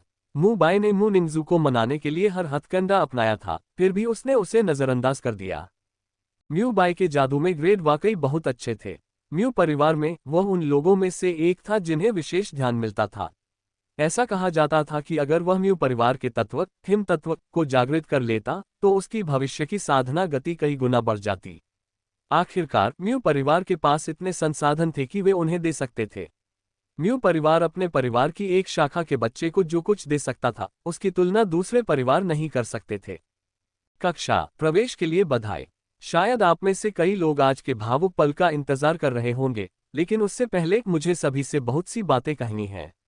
ग्रेट मैजिक ग्राउंड्स पर सभी 1500 नए छात्रों को 20 कक्षाओं में बांट दिया गया था और वे टोलियां बनाकर एक दूसरे के बगल में सजे धजे खड़े थे।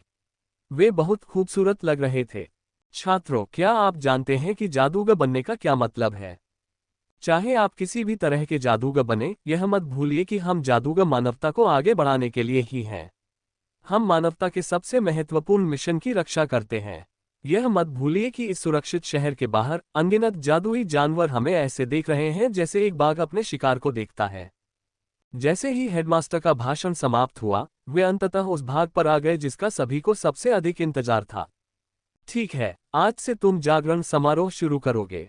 मुझे उम्मीद है कि तुम भविष्य में जादू की दुनिया में उभरते सितारे बनोगे। जैसे ही पुराने प्रधानाध्यापक ने ये कहा, परिसर में बैठे विद्यार्थी अपने दिलों में खुशी को रोक नहीं पाए। कौन अपने दुश्मनों को नष्ट करने की शक्ति से भरी धधकती आग नहीं चलाना चाहता? कौन बर्फ नहीं चलाना चाहता और पूरी दुनिया को जमा देना नहीं चाहता? कौन दुनिया पर राज नहीं करना चाहता और अहंकार से दौड़ना नहीं चाहता? कौन धरती की शक्ति का इस्तेमाल करके आक्रमणकारियों का प्रतिरोध नहीं करना चाहता? अनगिनत कहानियों, वीडियो और फिल्मों में ऐसे कई नायक हैं जिनकी पूजा की जाती है। इसके अलावा यही बात इन छात्रों को एक खास तरह का जादूगर बनने के लिए प्रेरित करती है। आज उनका उस सफर में पहला कदम है जहां वे एक जादूगर बनेंगे जो शहर के बाहर जादुई जानवरों के इलाकों में घूमेगा या अपनी सर्वोच्च शक्तियों से जादू के शहर पर राज करेगा। 20 अलग अलग कक्षाएं थीं जो जागरण का संचालन करेगी। मो फैन 48वें नंबर पर थे। वह जागृति प्राप्त करने वाले अंतिम व्यक्ति थे। होमरूम शिक्षक, जो उनके जादू सलाहकार भी थे, जू मुशिन, पहले से ही सबसे आगे खड़े थे। जागरण कई लोगों के सामने आयोजित किया जाता था। छात्र का नाम पुकारा जाता था और फिर वे आगे आकर जादू सलाहकार के सामने जागरण पत्थर पर अपने हाथ रखते थे। अरे पिछले दरवाजे से घुसने वाले, तुम तो जागृति में असफल नहीं होगे ना? मैंने सुना है कि कुछ अयोग्य लोग भी जागृति में असफल हो जाते हैं। तुम जैसे निकम्मे को महंगे जागृति रत्न की ऊर्जा बर्बाद करना बंद कर देना चाहिए, मो फैन के एक पुराने सहपाठी झाओ कुनसन ने एक अलग लाइन में कहा। झाओ कुनसान मुबाई का गुर्गा था। मुबाई ने व्यक्तिगत रूप से मो फैन को उसकी पृष्ठभूमि के कारण नहीं धमकाया, बल्कि इसके लिए मुख्य रूप से झाओ कुनसान का इस्तेमाल किया। जागृति का असफल होना वाकई संभव था, इसलिए मो फैन इस बात को लेकर सचमुच चिंतित था। सच कहूं तो वह, हाँ, एक अलग ही दुनिया से आया हुआ इंसान था। अगर उसका शरीर यहाँ के लोगों से अलग होता तो यह एक बहुत बड़ा मजाक होता। भाई मो फैन, इस बदमाश को नजरअंदाज कर दो। जब तक तुम अग्नि तत्व को जगाकर उसे दिखा ना दो तब तक रुको। तब उसे कुत्ते की नजर से लोगों को नीचा दिखाओ, मुहावरे का मतलब समझ आएगा। झांग हो, जो मो फैन की ही कक्षा में था, बोला। मो फैन ने कुछ नहीं कहा। अगर कोई और दिन होता तो वो अपने गुर्गे झाव कुनसिन को तरह तरह की गालियां देता, लेकिन आज उसका मूड ठीक नहीं था। एक तरफ तो वो बहुत घबराया हुआ था, दूसरी तरफ उसे समझ नहीं आ रहा था कि उसके गले में पहना काला पेंडेंट लगातार क्यों हिल रहा है। काले रंग का ये पेंडेंट उसके पुराने मिडिल स्कूल के पिछले दरवाजे के चौकीदार ओल्ड मैन यन का अवशेष था। मो फैन को शक था कि दुनिया में आए बड़े बदलावों के पीछे यही अंगूठी है। उस दिन मो फैन इसी पेंडेंट को पहने हुए अपने स्कूल के पीछे पहाड़ पर सो गया था। आज सुबह से ही टूटा हुआ पेंडेंट मानो भूत प्रेत से ग्रस्त हो लगातार कांप रहा था। इतना हिल रहा था कि उसका अपना हाथ भी बिना रुके कांप रहा था। भाड़ में जाए तेरी माँ, तू क्यों कांप रहा है? तू तो बस एक बेवकूफ पेंडेंट है, तो फिर पेंडेंट जैसा बर्ताव क्यों नहीं कर रहा? मुबाई, कक्षा शिक्षक जू मुशेंग ने पुकारा। ओह, तो ये मुबाई है। वो वाकई बहुत खूबसूरत है और उसके ग्रेड भी बहुत अच्छे हैं। हाँ, मैंने उसे आज सुबह देखा, मुझे वो पसंद आया। मुझे आश्चर्य है कि वो किस तरह का तत्व जगाएगा। मुझे लगता है वो जल या प्रकाश जैसा घटिया तत्व तो नहीं होगा, है ना? म्यू बाई उठ खड़ा हुआ और उसने तुरंत अपनी कक्षा की कुछ लड़कियों को अपने बारे में लगातार बकबक करते सुना। साथ ही उसने दूसरी कक्षाओं की लड़कियों को भी अपनी ओर आकर्षित किया। म्यू बाई के चेहरे पर उदासीनता थी, हालांकि उसकी आंखों से पता चल रहा था कि उसे दूसरों द्वारा उसकी चर्चा का आनंद आ रहा था। वह आगे बढ़ा और कक्षा शिक्षक के सामने खड़ा हो गया। उसके चेहरे पर एक विनम्र और आत्मविश्वास भरी मुस्कान थी। मुबाई, आप मू परिवार से हैं जो अपने बर्फ तत्व के लिए प्रसिद्ध है? जू मुशिंग ने हल्की मुस्कान के साथ पूछा। एकदम सही। अच्छा, अगर आप बर्फ तत्व को जागृत कर लें तो आप दूसरों से श्रेष्ठ होंगे। लेकिन मेहनत करना भी मत भूलना। आखिरकार प्रतिभा ही हर चीज का निर्णायक पहलू नहीं होती।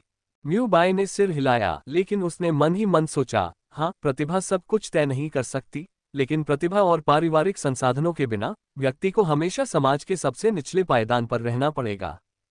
होमरूम शिक्षक की अनुमति से म्यू बाई ने धीरे से अपने हाथ तैरते हुए जागृति पत्थर पर रख दिए। एक मोटा तारे के आकार का कंपास उभरा और जागृति पत्थर पर हथेली का एक स्पष्ट निशान भी। म्यू बाई शांत लग रहा था, लेकिन जागृति पत्थर पर हाथ रखते ही उसका मन घबरा गया। उसके वंश के कारण उसके हिम तत्व जागृत होने की संभावना बहुत अधिक थी। हालांकि कुछ असाधारण परिस्थितियां भी हो सकती थीं। अगर उसने जल या प्रकाश तत्व जागृत कर लिया तो म्यू परिवार के लिए उसे महत्व देना शायद ही संभव होता। आखिरकार ऐसा कोई तरीका नहीं था जिससे वे किसी अलग गुण के लिए उपयुक्त संसाधन ढूंढने के लिए अपना धन बर्बाद कर सकें। उसने अपना बायां हाथ पत्थर पर रखा। जागृति रत्न से अचानक एक तारों जैसी चमक निकली। ये चमक सितारों के निशानों की पट्टियों में बदल गई, जो म्यू बाई के बाएं हाथ पर आकर एक असाधारण नस जैसी लग रही थी। ये पहली बार था जब सभी ने अपनी आंखों से जागरण देखा। सभी छात्र म्यू बाई को देखते हुए पैर की उंगलियों पर खड़े थे। म्यू बाई वहीं स्थिर खड़ा रहा, मानो उसे अचानक ज्ञान प्राप्त हो गया हो। फिर उसने धीरे से अपना सिर उठाया। Crack crack crack. अचानक एक ठंडी हवा जागृति पत्थर के चारों ओर घिर गई। हवा और भी घनी होती गई। इससे धीरे धीरे जागृति पत्थर की सतह जम गई और बर्फ की एक परत बन गई। बर्फ तत्व, ये वास्तव में बर्फ तत्व है। अचानक उसके पीछे एक आदमी चिल्लाने लगा। उसके चिल्लाने के बाद कुछ लड़कियां चीखने लगीं। जैसे ही म्यू बाई ने शोर सुना, उसने खुशी से अपनी आंखें खोली। दरअसल ये हिम तत्व है। हिम तत्व के साथ उसके लिए म्यू परिवार द्वारा स्वीकार किया जाना आसान होगा। वह दिन दूर नहीं जब वह आसमान में उड़ान भरेगा। समाज के सबसे निचले तबके मो फैन जैसे व्यक्ति से निपटना चींटी को चुटकी बजाकर मारने जैसा होगा। आह, ये सही नहीं है। हिम तत्व जागृत होने के बाद मैं म्यू परिवार का आधिकारिक शिष्य बन जाऊंगा। मेरे लिए खुद को भिखारी के स्तर तक गिराने का कोई कारण नहीं है। मुझे अपने मानक और ऊंचे करने होंगे। कौन जाने, शायद मुझे मू निंजू के साथ साधना करने का मौका भी मिल जाए। बहुत बढ़िया, यह एक बहुत ही शुद्ध हिम तत्व है।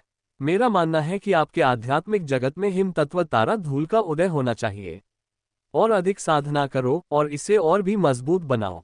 कक्षा शिक्षक ने प्रशंसा भरी आंखों से कहा। जागृति के दौरान जागृति रत्न को जमा देने की क्षमता का मतलब था कि उसके हिम तत्व की शक्ति किसी भी सामान्य व्यक्ति से कहीं ज्यादा थी। वह एक बहुत ही प्रतिभाशाली हिम तत्व प्रशिक्षु होने वाला था और उसका भविष्य बहुत उज्जवल था। अगला क्यूयूयन होमरूम शिक्षक के ऐसा कहने के बाद चेहरे पर कुछ हद तक आत्मविश्वास लिए एक लड़की वहां आए। ठीक है पृथ्वी तत्व, तुम्हारे स्टारडस्ट की शक्ति बिल्कुल भी बुरी नहीं है। लगता है तुम्हारी मेहनत रंग ला रही है। अगला जू क्विंगलिन, ये भी बर्फ तत्व है। इस समय मो फैन चुपचाप देखने के लिए आगे बढ़ा। उसने देखा कि जिस व्यक्ति ने हिम तत्व को भी जागृत किया था, जू क्विंगलिन, उसने हल्की बर्फीली धुंध की एक परत बना दी थी। हालांकि इससे जागृति रत्न जमा नहीं हुआ। इससे ये पता चलता है कि भले ही यह बर्फ तत्व था, लेकिन जू क्विंगलिन की प्रतिभा और साधना मुबाई से बहुत कम थी। अगला लू जियाओबिंग, हम जल तत्व। हे भगवान, मैं जल तत्व कैसे हो सकता हूँ? मुझे तो अग्नि तत्व होना चाहिए। अचानक लू शियाओबिंग नाम की सहपाठी ने हैरानी से पुकारा। 100 मील की परिधि में मौजूद लोगों ने ये सुना। निराश मत हो, चाहे आप किसी भी तत्व की साधना करें, जब तक आप मध्यवर्ती स्तर के जादूगर बन सकते हैं, आपको और भी अधिक मान्यता मिलेगी। लू शियाओबिंग के पास और कोई चारा नहीं था। वह उदास होकर अपनी सीट पर वापस लौट सकता था। वास्तव में आरंभ में जागृति बहुत महत्वपूर्ण थी। यदि यह अग्नि तत्व होता तो प्राथमिक स्तर के जादूगर के रूप में एक निश्चित स्तर की युद्ध क्षमता प्राप्त की जा सकती थी। इससे भविष्य में साधना अधिक आसानी से हो पाती। प्राथमिक स्तर का जल तत्व कौशल जल कवच था और इसकी रक्षात्मक शक्ति पृथ्वी तत्व जितनी प्रबल नहीं थी। अगर कोई इसमें पारंगत नहीं था तो इसके प्रभाव बहुत स्पष्ट नहीं थे। कम से कम प्राथमिक स्तर के जादूगरों के बीच तो यह इसी तरह काम करता था। अगला अगला अगला झांग हो। मो फैन से ज्यादा दूर नहीं खड़े बंदर जैसे दिखने वाले झांग हो ने अपना सिर घुमाया और मो फैन की तरफ देखा। भाई मो फैन, मैं अब जा रहा हूँ। ठीक है, शुभकामनाएं। मुझे उम्मीद है कि आपको जल तत्व भी मिलेगा, झाओ कुनसेन ने तुरंत व्यंग्य में कहा। झांग हो तो बस एक दुबली पतली बंदर जैसी छड़ी थी। जैसे ही उसने उस पर हाथ रखा, जागृति पत्थर पर एक अजीब सी हवा का भंवर पैदा हो गया, जिससे शिक्षक के कपड़े हल्के से हिलने लगे। बहुत बढ़िया। पवन तत्व, तुम्हारी प्रतिभा बिल्कुल भी बुरी नहीं है। खूब अभ्यास करो और आलसी मत बनो। जू मुशेन के चेहरे पर भी संतुष्टि के भाव थे। कक्षा शिक्षक जू मुशेन बहुत खुश थे, क्योंकि वे अभी तक केवल 10 या उससे ज्यादा छात्रों तक ही पहुंच पाए थे और 2 प्रतिभाशाली छात्र पहले ही आ चुके थे। अगर वे अच्छी तरह से अभ्यास करें तो उन्हें जरूर किसी अच्छे विश्वविद्यालय में दाखिला मिल जाएगा। स्वाभाविक रूप से जिस चीज ने उसके चेहरे को रत्न की तरह चमकाया वह था छात्र क्रमांक 1 मुबाई। एक उत्कृष्ट हिम तत्व प्रतिभा और उसके पीछे हिम तत्व परिवार का साथ, उसकी भविष्य की क्षमताएं उसके लिए एक बड़ी संपत्ति साबित होंगी। ऐसा लग रहा था कि कक्षा 8 को इस वर्ष शीर्ष कक्षाओं में से एक बनने का अवसर मिला है। अगला अगला अगला पू। जागृति पत्थर के ऊपर अचानक नारंगी रंग की आग जल उठी। इस दृश्य को देखकर पूरी कक्षा की आंखें चौड़ी हो गईं। अग्नि तत्व शीट, ये तो लड़की निकली। उसका नाम क्या है? एक पल के लिए अग्नि तत्व को जागृत करने वाली लड़की कक्षा का केंद्र बन गई। ये तत्व रासायनिक तत्वों में सबसे अद्भुत था। ये प्रशिक्षु स्तर के जादूगरों के लिए जागरण में पहली पसंद भी था। अगर वे चुन पाते कि कौन से तत्व प्राप्त करने हैं तो। दुर्भाग्य से अग्नि तत्व काफी अहंकारी होते हुए भी कोमल था और उसके जागृत होने की संभावना बहुत कम थी। एक कक्षा में ज्यादा से ज्यादा 3 अग्नि तत्व होते थे, यानी हर 10वें छात्र पर एक भी नहीं। उसका नाम झो मिन है। लगता है वो किसी टीचर की बेटी है, किसी ने फुसफुसाते हुए कहा। वह बहुत अच्छी लग रही है। हमें उसे और अच्छे से जानना चाहिए। हमें सावधान रहना चाहिए। ये झो मिन देखने में बहुत शांत और आज्ञाकारी लगती है, लेकिन असल में वह बहुत गुस्सैल और हिंसक है। वरना कोई लड़की अग्नि तत्व को कैसे जगा सकती है? ये समझ आता है। बेटी बिल्कुल माँ जैसी होती है। अगर श्रीमती वेनहुआ को इस बारे में पता चलेगा तो मुझे यकीन है कि वह बहुत खुश होंगी, कक्षा की शिक्षिका जू मुशेन ने कहा। धन्यवाद शिक्षक। अगला वायु तत्व। अगला प्रकाश तत्व। हे भगवान, मैं छत पर जा रहा हूँ। मुझे मत रोको, लाइट एलिमेंट के छात्र ने कहा। अगला जल तत्व। प्रकाश तत्व वाले सहपाठी, मेरा इंतजार करो, मैं तुम्हारे साथ छत पर आ रहा हूं। अगला अल्पविराम। आखिरकार जब ऐसा लगा कि पूरी कक्षा के तत्व जागृत हो गए हैं, मो फैन ने छात्र संख्या 48 का हाथ थाम लिया और उसका दिल तेजी से धड़क रहा था। शायद मो फैन जितना घबराया हुआ कोई और नहीं था। एक तरफ जादू से उसका पहला सामना सिर्फ 3 महीने पहले हुआ था, वहीं दूसरी तरफ उसे इस बात की गहरी चिंता थी कि कहीं उसकी जागृति विफल न हो जाए। नंबर 48 मो फैन, अब तुम्हारी बारी है। झांग हो ने उसका सिर घुमाया और उसे प्रोत्साहित किया। यहाँ आने के लिए सब कुछ कुर्बान कर रहा हूँ, बस किसी भी तरह की उम्मीद मत रखो। अगर तुम्हारी किस्मत अच्छी रही तो तुम्हें जल तत्व मिल सकता है। अगर तुम मध्यवर्ती स्तर के जादूगर तक नहीं पहुंच पाए तो तुमने इसे बर्बाद कर दिया। अगर तुम्हारी किस्मत खराब रही तो तुम्हारा जागरण असफल हो जाएगा। तस्क तस्क तस्क, और तब तक तुम्हें निष्कासित कर दिया जाएगा, झाओ कुनसेन ने व्यंग्यात्मक लहजे में कहा। क्या आप अपना कुत्ते जैसा मुंह बंद कर देंगे? झांग हो ने थोड़े गुस्से से कहा। झांग हो मो फैन को बड़े भाई की तरह देखता था। हालांकि मैजिक में उसके ग्रेड खराब थे और उसने मैजिक हाई में पिछले दरवाजे से प्रवेश लिया था, झांग हो बिल्कुल नहीं चाहता था कि मो फैन की जागृति दूसरों से बदतर हो। 9 साल की अनिवार्य जादू की शिक्षा ने वास्तव में जागृति और उसके बाद की साधना के सिद्धांतों की नींव रखी। अगर वे अच्छी तरह से अध्ययन नहीं करते तो एक ओर जागृति विफल हो सकती थी, वहीं दूसरी ओर साधना आगे नहीं बढ़ पाती। मो फैन ने बड़े बड़े कदम उठाए और लोगों की भीड़ के बीच से गुजरे। ये वही है, लगता है पिछले दरवाजे से घुस आया। ये कौन है? बहुत सुंदर लग रहा है, एक लड़की ने स्वप्निल स्वर में पूछा। एक घटिया छात्र, मैं असल में उसके बगल वाली कक्षा की छात्रा थी, मशरूम जैसे सिर और बड़े मुंह वाली एक और लड़की ने कहा। क्या ऐसा है? तो फिर उसकी जागृति बुरी हो सकती है। क्या वह अपनी जागृति में सफल होंगे? यही असली सवाल है। तुम में से जिन लोगों में प्रकाश या जल तत्व जागृत हुआ है, चिंता मत करो। इस मो फैन को जागृत होते देखने तक इंतजार करो, फिर तुम्हें बहुत अच्छा लगेगा। इस लड़के का परीक्षा स्कोर 1 अंक पर था और उसकी नींव पूरी तरह से धरी की धरी रह गई है। उसके जागृत होने की संभावना कम ही है। उसी समय झाओ कुनसेन ने झांग हो पर सीधे ऊंची आवाज में, जिसमें मजाक का भाव था, थूका। ये कहते ही प्रकाश और जल तत्व के छात्रों की आंखें चमक उठीं। अगर वाकई कोई ऐसा व्यक्ति था जो अपनी जागृति में असफल रहा तो उन्हें सचमुच राहत महसूस हुई होगी।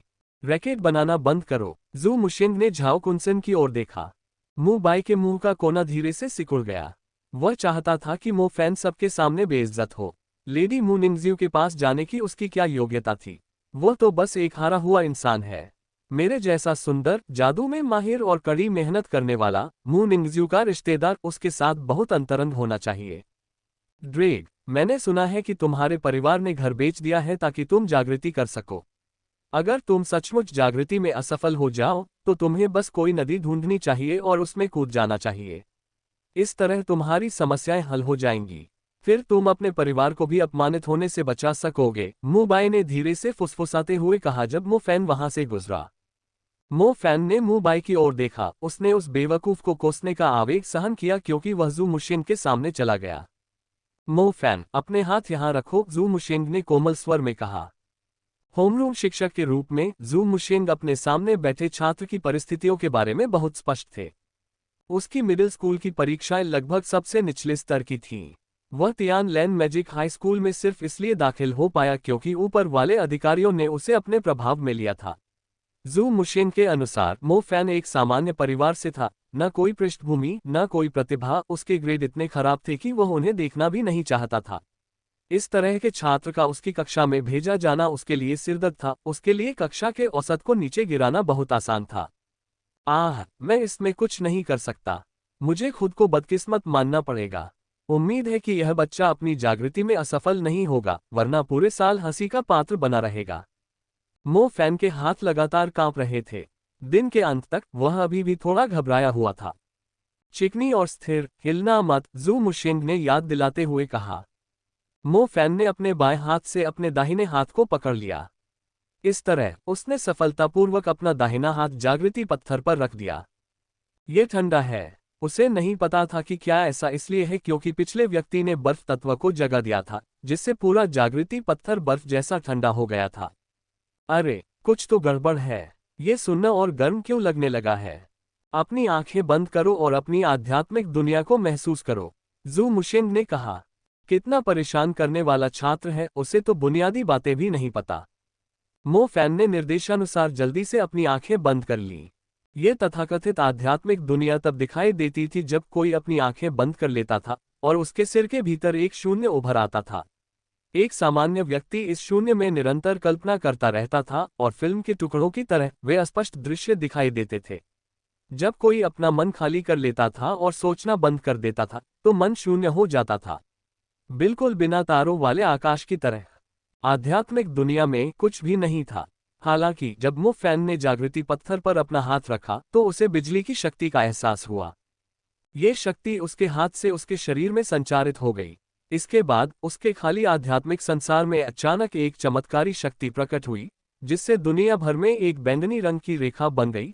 यह अद्भुत और एक ऐसा अनुभव था जिसने उसकी आत्मा को झकझोर दिया। खाली आध्यात्मिक दुनिया के भीतर एक छोटा सा प्रकाश था। मो फैन ने ध्यान से उस पर अपना ध्यान केंद्रित करने की कोशिश की। अचानक उसने शून्य से एक छोटा सा तारा धूल निकलता देखा। मो फैन को उत्साह का एक विस्फोट महसूस हुआ। ये तारा धूल जादूगरों के लिए बेहद महत्वपूर्ण थी। ये जादूगर की साधना को मापती थी। ये तारा धूल जादूगरों की आध्यात्मिक दुनिया में मौजूद थी और जितना ज्यादा तारा धूल उस शून्य में समाती, जादूगर की शक्ति उतनी ही ज्यादा होती। मो फैन ने तारों की धूल के भीतर पहले से ही कुछ प्रकाशित होते देखा था। यह एक छोटे बैंगनी रंग के तारा समूह जैसा दिख रहा था। बाकी आध्यात्मिक जगत की तुलना में ये समूह धूल जैसा नहीं लग रहा था। साथ ही इसका मतलब ये भी था कि उसकी जागृति विफल नहीं हुई थी। पुस्तक में स्पष्ट रूप से लिखा था कि जब तक आध्यात्मिक जगत के भीतर एक तारा समूह है, चाहे वह कितना भी कमजोर और दुर्बल क्यों न हो, इसका मतलब है कि जागृति सफल रही। हा, किसने कहा कि यह पिता, मैं जागृति में असफल हो जाऊंगा? क्या मैं जागृति में सफल नहीं हुआ? मैं वास्तव में झाओ कुनसिन और मू बाई के भयभीत चेहरे देखना चाहता हूं। रुको, तारा समूह का रंग क्या है? ये लाल नहीं है। कितना दुर्भाग्यपूर्ण है। मैंने अग्नि तत्व को जागृत नहीं किया। लाल रंग अग्नि तत्व का प्रतिनिधित्व करता है। हरा रंग वायु तत्व का प्रतिनिधित्व करता है। भूरा रंग पृथ्वी तत्व का प्रतिनिधित्व करता है। नीला रंग जल तत्व का प्रतिनिधित्व करता है। सोना प्रकाश तत्व का प्रतिनिधित्व करता है। बैंगनी रंग दर्शाता है बकवास। अचानक मो फैन पूरी तरह से चकित हो गया। बैंगनी, वास्तव में उसके पास बैंगनी तारा समूह था। बैंगनी रंग। अल्पविराम। हे भगवान, हमारे बगल वाली कक्षा में किसी ने बिजली तत्व जगा दिया है। प्रशिक्षण स्थल पर एक छात्र अचानक आश्चर्य से चिल्ला उठा। क्या बिजली तत्व प्रकट हुआ? शीट, ये तो पूरे जीवन भर का सौभाग्य है। कहाँ? वाह, कितना चमकदार और बेरहम बैंगनी रंग। 7वीं कक्षा की होमरूम टीचर तो हैरान हो गई होंगी। ओहे, मुझे अभी मार डालो। मैं जल तत्व क्यों हूँ? मुझे बिजली तत्व क्यों नहीं मिला? मुझे मत रोको, मैं छत पर जा रहा हूँ। कूदने की जहमत मत उठाओ, तुम नहीं मरोगे। इसके नीचे एक लाइट एलिमेंट उपयोगकर्ता की लाश पड़ी है। ये लाइटनिंग एलिमेंट छात्र पूरे स्कूल में हंगामा मचा देगा। बिजली तत्व के प्रकट होने के बाद सभी को एक चौंकाने वाली अनुभूति हुई। अगर कोई कहे कि अग्नि तत्व सभी सामान्य जादूगरों की पहली पसंद है, तो बिजली तत्व स्वर्ग से प्राप्त एक सुंदर कृपा है। बिजली की शक्ति अग्नि तत्व से भी ज्यादा अत्याचारी थी। इसने प्राथमिक स्तर के जादूगरों को दूसरों से बेहतर युद्ध कौशल प्रदान किया। शिक्षकों के आंकड़ों के अनुसार जिन छात्रों में बिजली तत्व जागृत होता है, उनके मध्यवर्ती स्तर के जादूगर बनने की 50% संभावना होती है, बशर्ते वे ढीले न पड़ें और ठीक से पढ़ाई न करें। मैजिक मिडिल स्कूल परीक्षा में लगभग 60% छात्र बाहर हो गए। शेष 40% छात्रों को अवेकनिंग परीक्षा में शामिल होने की अनुमति दी गई। जागृति से गुजरने वाले छात्रों में से लगभग 60% छात्र शायद बाहर हो गए। ऐसा इसलिए हुआ क्योंकि मैजिक हाई स्कूल में बिताए 3 सालों के दौरान इस बात की पूरी संभावना थी कि वे कोई जादू ही नहीं कर पाएंगे। स्कूल में 1500 छात्र हैं, लेकिन सिर्फ एक छात्र ने ही बिजली तत्व को जागृत किया। इससे पता चलता है कि बिजली तत्व कितना दुर्लभ है। अल्पविराम। उस पल सभी शिक्षकों और छात्रों की नजरें कक्षा 7 के उस लड़के पर टिक गईं। संयोग से उस लड़के ने बैंगनी रंग के कपड़े पहने थे। इससे जागरण से निकली धुंधली बैंगनी बिजली की चमक और भी ज्यादा चमकदार लगने लगी। उस पल आत्मविश्वास से भरा मगर ठंडा सा दिखने वाला ये लड़का हजारों लोगों के लिए आकर्षण का केंद्र बन गया और उसने भीड़ में एक उबलता हुआ उत्साह पैदा कर दिया। वाह, इतना शोर क्यों है? मो फैन ने धीरे से अपनी आंखें खोली, उसका चेहरा खुशी से भर गया। हालांकि जैसे ही मो फैन ने अपनी आंखें खोली, उन्होंने पाया कि जो शिक्षक उन पर नजर रख रहे थे वे उनके बगल वाली कक्षा पर पूरी तरह से मंत्रमुग्ध थे। मो फैन ने अपना सिर घुमाया और देखा कि उसके पीछे खड़े छात्र भी अपनी बगल वाली कक्षा की ओर देख रहे हैं। क्या चल रहा है? आप लोग कहाँ देख रहे हैं? जल्द ही मो फैन को अंततः पता चल गया कि क्या हो रहा था। जाहिर है उसके बगल वाली कक्षा में किसी ने बिजली का तत्व जगा दिया था।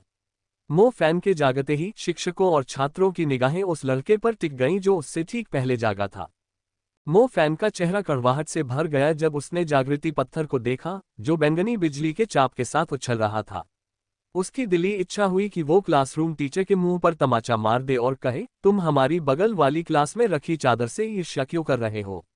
मेरी तरफ देखो, मेरे पास भी सर्वशक्तिमान बिजली तत्व है। जैसे ही मो फैन बोलने वाला था, अचानक जागृति पत्थर पर एक तारों जैसी चमक फिर से चमक उठी, मानो मो फैन के हाथों पर रक्त वाहिकाएं बनने लगी हो। मो फैन का चेहरा आश्चर्य से भर गया। क्या जागृति खत्म नहीं हुई थी? ये जागृति पत्थर फिर से क्यों शुरू हो रहा था? मो फैन अपना हाथ वापस खींचना चाहता था, लेकिन जादुई शक्ति पहले ही उसकी हथेली से उसके शरीर में संचारित हो चुकी थी। बहुत गर्म, एक ज्वलंत गर्म शक्ति। मो फैन को खुद भी अंदाजा नहीं था कि क्या हो रहा है। हालांकि शक्ति के एक छोटे से हिस्से ने उसे एक बार फिर अपनी आध्यात्मिक दुनिया में अपनी जागरूकता फैलाने और दूसरी शक्ति के आक्रमण को समझने के लिए प्रेरित किया। खाली आध्यात्मिक दुनिया में बैंगनी तारा समूह उसी क्षेत्र में बना रहा, एक मन चमक के साथ चमक रहा था। ये देखकर लोग उसे और भी चमकते और खिलते देखने के लिए उत्सुक हो गए। ये बिजली तत्व का तारा समूह था, वह शक्ति जिसे उसने कुछ ही क्षण पहले जागृत किया था। जागृति से उत्पन्न दूसरी शक्ति बिजली के तत्व की तरह प्रकट हुई। मो फैन की आध्यात्मिक दुनिया में एक धधकती हुई चाप जलते हुए उल्कापिंड की तरह फैल रही थी, जिससे मो फैन कांप उठा। ये है। उनकी आध्यात्मिक दुनिया में एक लाल तारा समूह उभरा। मो फैन को शुरुआत में थोड़ा झटका लगा, लेकिन जल्द ही उन्हें अत्यधिक खुशी महसूस हुई। अग्नि तत्व। उन्होंने अग्नि तत्व को भी जागृत कर लिया था। अप्रत्याशित रूप से उसके पास दोहरे तत्व थे। उन्होंने वास्तव में द्वैत तत्वों को जागृत कर दिया था।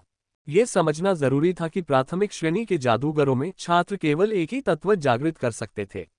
द्वैत तत्व जागृत करने वाला कोई भी व्यक्ति व्यावहारिक रूप से अस्तित्वहीन था। इसकी संभावना बिजली तत्व जागृत करने की संभावना से लाखों गुना कम थी। हे भगवान! मो फैन को ऐसा महसूस हुआ जैसे वह अचानक खुशी से बेहोश हो गया हो। बिजली तत्व के प्रकट होने से वह खुशी से पागल हो गया था।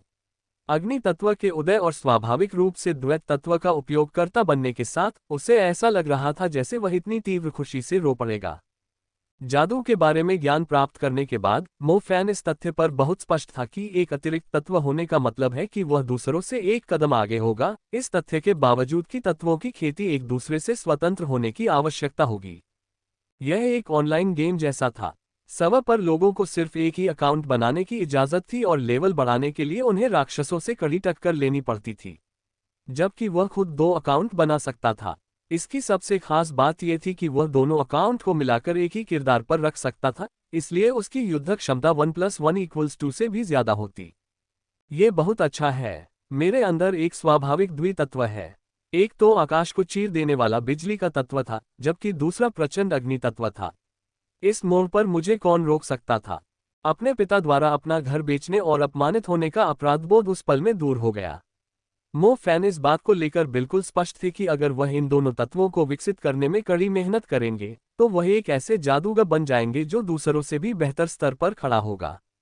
100 साल की विरासत वाले म्यू परिवार की परवाह किसने की? बर्फ तत्व परिवार की परवाह किसने की? क्या यह उस द्वैत तत्व जितना अद्भुत है जो तुम्हारे पिता मेरे पास है? हा हा हा हा हा हा हा हा हा, सच में। इस छात्र को मेरी कक्षा में क्यों नहीं रखा गया, बल्कि इसे झांग जियांगुओ के हाथ में सौंप दिया गया। आज से इस झांग जियांगुओ का चेहरा गर्व से भर जाएगा। जू मुशेन का चेहरा ईर्ष्या और जलन से भर गया। सामने खड़े होने पर मू बाई का चेहरा सदमे से भरा हुआ था और उसके बाद थोड़ी उदासी और तिरस्कार भी था। बिजली तत्व असाधारण है। हालांकि अगर आप इसे विकसित करना नहीं जानते तो आप बस हारे हुए ही रहेंगे। चीन, जहां की आबादी बहुत ज्यादा है, में किसी मजबूत तत्व का दिखना कोई असामान्य बात नहीं है। ऐसा नहीं है कि वह प्राकृतिक रूप से द्विआधारी तत्व का उपयोग करता है। क्या तुमने मेरी प्रसिद्धि छीनने की हिम्मत की? आगे से मैं तुम्हें जमीन पर रौंदता हुआ देखूंगा। ओह, मैं तो ये देखना ही भूल गया कि इस तलछट में किस तरह का तत्व है। जागृति में इतना समय लग गया तो जरूर यह विफल हो गया होगा। वाह वाह, यह अग्नि तत्व है। ये गंभीर बात है, हमारी कक्षा में एक और अग्नि तत्व है। किसने कहा कि वह अपनी जागृति में असफल होगा? पता चला कि उसने अग्नि तत्व को जागृत कर लिया है। इससे मुझे उससे ईर्ष्या हो रही है। चौंकाने वाले बिजली तत्व से उत्पन्न अशांति के शांत हो जाने के बाद सभी को अंततः पता चला कि तत्व मो फैन जाग गया था। वह लड़की झो मिन, जिसने पहले अग्नि तत्व को जागृत किया था, थोड़ी हैरान लग रही थी। उसने जानबूझकर मो फैन को गौर से देखा और पाया कि जागृति रत्न से सचमुच आग निकल रही थी। वह निकलती आग उसके अंदर मौजूद आग से थोड़ी ज्यादा भयंकर लग रही थी। कक्षा 8 में एक और अग्नि तत्व दिखाई दे रहा है। यद्यपि यह बिजली तत्व जितना दुर्लभ नहीं है, फिर भी अग्नि तत्व अविश्वसनीय है। अग्नि तत्व। जू मुशिंग अपने सामने खड़े छात्र को देखकर उदास दिखे। बिजली तत्व के प्रकट होने से जू मुशिंग को इस उपद्रवी के अस्तित्व का एहसास लगभग हो ही गया था। शुरू में तो उसने सोचा था कि यह छात्र अपनी जागृति में असफल हो जाएगा, लेकिन उसने कभी नहीं सोचा था कि वह वास्तव में अपनी जागृति में सफल होगा, और उसने कभी यह भी नहीं सोचा था कि वह सर्वोच्च अग्नि तत्व को भी जागृत कर पाएगा। ये भी एक खजाना है। इसके अलावा आग की लिप्टों के विपुल स्तर को देखते हुए ऐसा लगता है कि उनकी प्रतिभा झो मिन से भी अधिक थी। जू मुशिंग ने कभी नहीं सोचा था कि जिस छात्र को वह बोझ समझता था, वह अप्रत्याशित रूप से उसे मुंह दिखा देगा। बुरा नहीं, सच में बिल्कुल भी बुरा नहीं है। तुम्हारा नाम क्या है? ओह, मो फैन है ना? जू मुशिंग इतनी जोर से मुस्कुरा रहा था कि उसकी आंखें बंद लग रही थीं। हाँ, मो फैन ने सिर हिलाया। मो फैन को शुरू में लगा कि लोगों ने उसका बिजली तत्व जागृत होते देखा है, लेकिन अपने आसपास देखने पर उसे एहसास हुआ कि किसी ने भी इस पर ध्यान नहीं दिया था। या तो जिस व्यक्ति ने बिजली तत्व को जागृत किया था वह अत्यधिक चौंकाने वाला था, या फिर उसकी स्वयं की बिजली तत्व जागरण की शक्ति बहुत कमजोर थी। शुरुआत में जागृति से उत्पन्न दबाव मायने रखता है, हालांकि ये निर्णायक कारक नहीं है। भले ही शुरुआत में दबाव कमजोर हो, फिर भी व्यक्ति धीरे धीरे उसे विकसित करने के प्रयास कर सकता है, जिससे वह और भी मजबूत हो सके। अग्नि तत्व के छात्र, तुम्हें भविष्य में अच्छा करने की कोशिश करनी चाहिए। अगर तुम्हें कुछ समझ नहीं आ रहा है तो मुझसे पूछने में संकोच न करना। जू मुशिंग ने खुशी से कहा और मो फैन के कंधे थपथपाए। मो फैन अभी भी खुश महसूस कर रहा था, हालांकि उसने खुद को इस खुशी में लिप्त नहीं होने दिया। अगर कोई और युवक होता तो शायद वह पहले से जागृत अपने बिजली तत्व को प्रकट कर देता और प्राकृतिक द्वैत तत्वों की विश्वसनीयता का इस्तेमाल करके दर्शकों का ध्यान दूसरे बिजली तत्व छात्र से पूरी तरह हटा लेता। मो फैन ऐसा नहीं करने वाला था। अगर स्वर्ग किसी प्रतिभाशाली व्यक्ति से ईर्ष्या कर सकता है तो मनुष्य को कैसा लगेगा? मो फैन जानता था कि म्यू परिवार में कोई है जो उससे दुश्मनी रखता है। इसलिए अगर वह ये जाहिर कर दे कि उसके पास प्राकृतिक द्वैत तत्व हैं, तो या तो उसे उनकी इच्छा पूरी करनी होगी या फिर वे उससे छुटकारा पा लेंगे। हालांकि मो फैन के पास अद्वितीय द्वैत तत्व थे, फिर भी वह खुद बहुत कमजोर था। ताकतवर होने के बाद पागल होने में देर नहीं लगी। मो फैन ने अपना सिर घुमाकर मुंह बाए और झाओ कुनसन की प्रतिक्रिया देखी। निश्चित रूप से दोनों लड़कों के चेहरे मुरझा रहे थे। इस बच्चे की किस्मत कैसी है? सफल जागरण की तो बात ही छोड़िए, इसने तो अग्नि तत्व भी जगा दिया। हालांकि मुंह बाई गरिमा में दिख रहा था, लेकिन उसका दिल उसे कठोरता से कोस रहा था। क्या बात है, ये कैसे संभव है? अग्नि तत्व गुर्गा झाओ कुनसन असमंजस में घूर रहा था। हाँ, मैंने पहले भी कहा था, भाई मो फैन वाकई सामान्य नहीं है। अग्नि तत्व प्रभावशाली, वाकई प्रभावशाली। झाओ कुनसान, तुम्हारे वायु तत्व के साथ तुम्हारी परवाह कौन करता है? झांग हो खुशी से उछल पड़ा। उसने अपने गुर्गे झाओ कुनसान का चेहरा देखा और तुरंत नाराजगी महसूस की। झाओ कुनसन का चेहरा गुस्से से भर गया। अगर प्राथमिक स्तर के वायु तत्व की तुलना अग्नि तत्व से की जाए तो वायु तत्व निश्चित रूप से पराजित होगा। मो फैन धूप में नहाते हुए चेहरे पर एक बेबाक मुस्कान लिए मुड़ा। अचानक ऐसा लगा जैसे उसके पैरों के नीचे बिछी कालीन पर दो लड़कियां चीख रही हों। वह आत्मविश्वास से भर गया। जैसे ही वह मो बाई के पास से गुजरा, मो फैन ने चुपके से उसे बीच वाली उंगली दिखा दी। ये सब बड़े सहज ढंग से हुआ, ऐसा लग रहा था जैसे वे बस एक दूसरे का अभिवादन कर रहे हों। मो बाई को ऐसा महसूस हुआ जैसे कि उसे मो फैन के उपहास का पूरा बल मिला है। उसकी सांसें इतनी भारी हो गईं कि वह व्यावहारिक रूप से फटने वाली थी। उसने गहरी सांस ली। मो बाई ने खुद से कहा कि अपनी छवि बनाए रखने के लिए उसे अपनी छवि बनाए रखनी ही होगी। वह इस भिखारी के स्तर तक नहीं गिर सकता। वह खुद मू परिवार का छोटा सा युवा स्वामी है, जबकि यह आदमी तो बस एक अंशकालिक मजदूर का बेटा है। चलो इस हारे हुए की जागृति में सफलता की बात ही नहीं करते। उसने तो अग्नि तत्व को भी जागृत कर लिया था, जिसकी अपनी पूर्व अवधि में श्रेष्ठता होती है। मुझे लगता है हारने वालों की भी किस्मत होती है। इसके अलावा जिस बात ने उसे और भी क्रोधित कर दिया, वह थी उनके बगल वाली कक्षा में दुर्लभ विद्युत तत्व का प्रकट होना। मू बाई के अपने पैतृक हिम तत्व का ध्यान उसने पूरी तरह से कुचल दिया। चादर। मू बाई, जिसका रूप किसी राजकुमार जैसा लग रहा था, मन ही मन कठोर शब्दों में कोस रहा था। मो फैन अपने स्थान पर लौट आया। उसी समय उसने अपने आसपास के सहपाठियों की निगाहें महसूस की जो पहले से बिल्कुल अलग थीं। अग्नि तत्व, हमें भविष्य में इस आदमी को उकसाना नहीं चाहिए। उकसाना, हमें उसके साथ अपने रिश्ते सुधारने चाहिए। अगर मेरे जैसा कोई प्रकाश तत्व का उपयोग करता स्कूल में घुल मिल जाए तो मुझे मदद के लिए अग्नि तत्व वाले किसी बड़े भाई की जरूरत होगी। अच्छा, उसका नाम क्या है? क्या उसका नाम मो फैन था? आसपास के छात्र फुसफुसा रहे थे, लेकिन मो फैन के कानों में यह बात अभी भी कुछ कुछ पहुंची हुई थी। मो फैन का मूड और भी अच्छा हो गया और साथ ही उसने मू बाई की तरफ देखा, जिसने भी यह बात सुन ली थी। मू बाई के चेहरे पर थोड़ी सी नाराजगी जरूर देखी जा सकती थी। मो फैन को पहले से ही पता था कि मू बाई किस तरह का घटिया इंसान है। दिन रात वो बस ग्रीन टी जैसा व्यवहार करता है। उसके चेहरे पर जो बनावटी और भावहीन भाव रहता है, उससे पता चलता है कि अंदर से वो बेहद असंतुष्ट है। ग्रीन टी मैन, जब तुम्हारे पापा अग्नि तत्व जगाते हैं तो तुम ईर्ष्या से हरे हो जाते हो। जरा रुको, जब तक तुम्हें पता न चल जाए कि मैं, मो फैन, भी बिजली तत्व रखता हूं। हो सकता है तुम आत्महत्या भी कर लो, है ना? ध्यान दें, ग्रीन टी का मतलब मूलतः दिखावा करना है, लेकिन वास्तव में यह पूरी तरह से बकवास है। गर्मी पतझड़ में बदल गई। सूखी पत्तियां हवा के साथ घूमती हुई आखिरकार स्कूल के मैदान में गिर गईं। स्कूल के मैदान के किनारे पेड़ों की घनी छाया थी। दोपहर की धूप पत्तों के बीच से चमक रही थी, मानो पतझड़ का कोई खास मौसम हो, रोशनी के धागों में बदल रही हो। मो फैन के लिए समय बहुत तेजी से बीत गया। उसे जागे हुए 2 महीने हो चुके थे। उन 2 महीनों के दौरान मो फैन केवल एक ही काम कर रहा था, वह था इस पेड़ के नीचे बैठकर ध्यान करना। पहले दिन की पहली कक्षा में होमरूम शिक्षक जू मुशेंग ने सभी जादू के छात्रों को एक बहुत ही महत्वपूर्ण पाठ दिया, जादू का सक्रियण। मैजिक को सक्रिय करने में केवल 3 बहुत ही सरल चरण शामिल हैं। चरण 1 ध्यान, चरण 2 नियंत्रण, चरण 3 सक्रियण। जैसा कि नाम से ही स्पष्ट है, ध्यान के लिए व्यक्ति को अपना पूरा ध्यान एकाग्र करने की आवश्यकता होती है। जब कोई व्यक्ति अपनी आंखें बंद करता है तो उसका मन लगातार अलग अलग दृश्यों में भटकता रहता है। हालांकि यदि कोई अपने मन को खाली कर दे और अविचल अवस्था में रहे तो उसका मन एक खाली स्थान बन जाएगा। उनके जादुई जागरण के बाद उस खाली दुनिया में तत्व के अनुरूप एक तारा समूह उभरेगा। दूसरे शब्दों में, जब तक मो फैन अपनी आंखें बंद कर लेता और किसी भी चीज के बारे में नहीं सोचता, अपने मन को अंतरिक्ष जैसे अंधेरे ब्रह्मांड में प्रवेश करने देता, तब तक बिजली और अग्नि तत्वों का तारा समूह खाली स्थान के भीतर उभरता रहता। बिजली तत्व का तारा समूह बैंगनी था और यह अन्य ब्रह्मांडीय धूल की तरह ही दिखता था, शानदार और सौंदर्य की दृष्टि से मनभावन।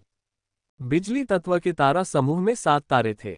ये तारे उस छोटे से तारा समूह के भीतर बेतहाशा परिक्रमा कर रहे थे, मानो 7 शरारती बच्चे ऊर्जा से दौड़ रहे हों। किसी भी जागृत जादू के विद्यार्थी के लिए जब तक वे खाली स्थान में तारा समूह को प्रकट कर सकते थे तथा समूह के भीतर चमकीले बच्चों जैसे तारों को देख सकते थे, तब तक उन्होंने ध्यान चरण पूरा कर लिया होता था। ये भी कहा जा सकता है कि यह पहला कदम अप्रत्याशित रूप से सरल था। पहले 2 महीनों में छात्रों को दिया गया होमवर्क ही इतना था। ध्यान। उन्होंने रात्रि भोजन के बाद ध्यान करना शुरू किया जब तक कि वे पूरी तरह थक नहीं गए, और फिर वे सो गए।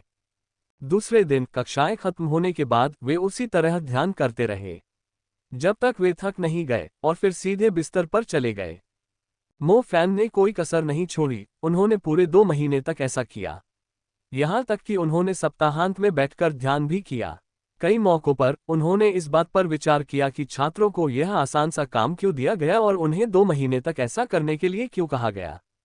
अगर मैं आगे बढ़कर नियंत्रण की कोशिश करूं तो क्या होगा।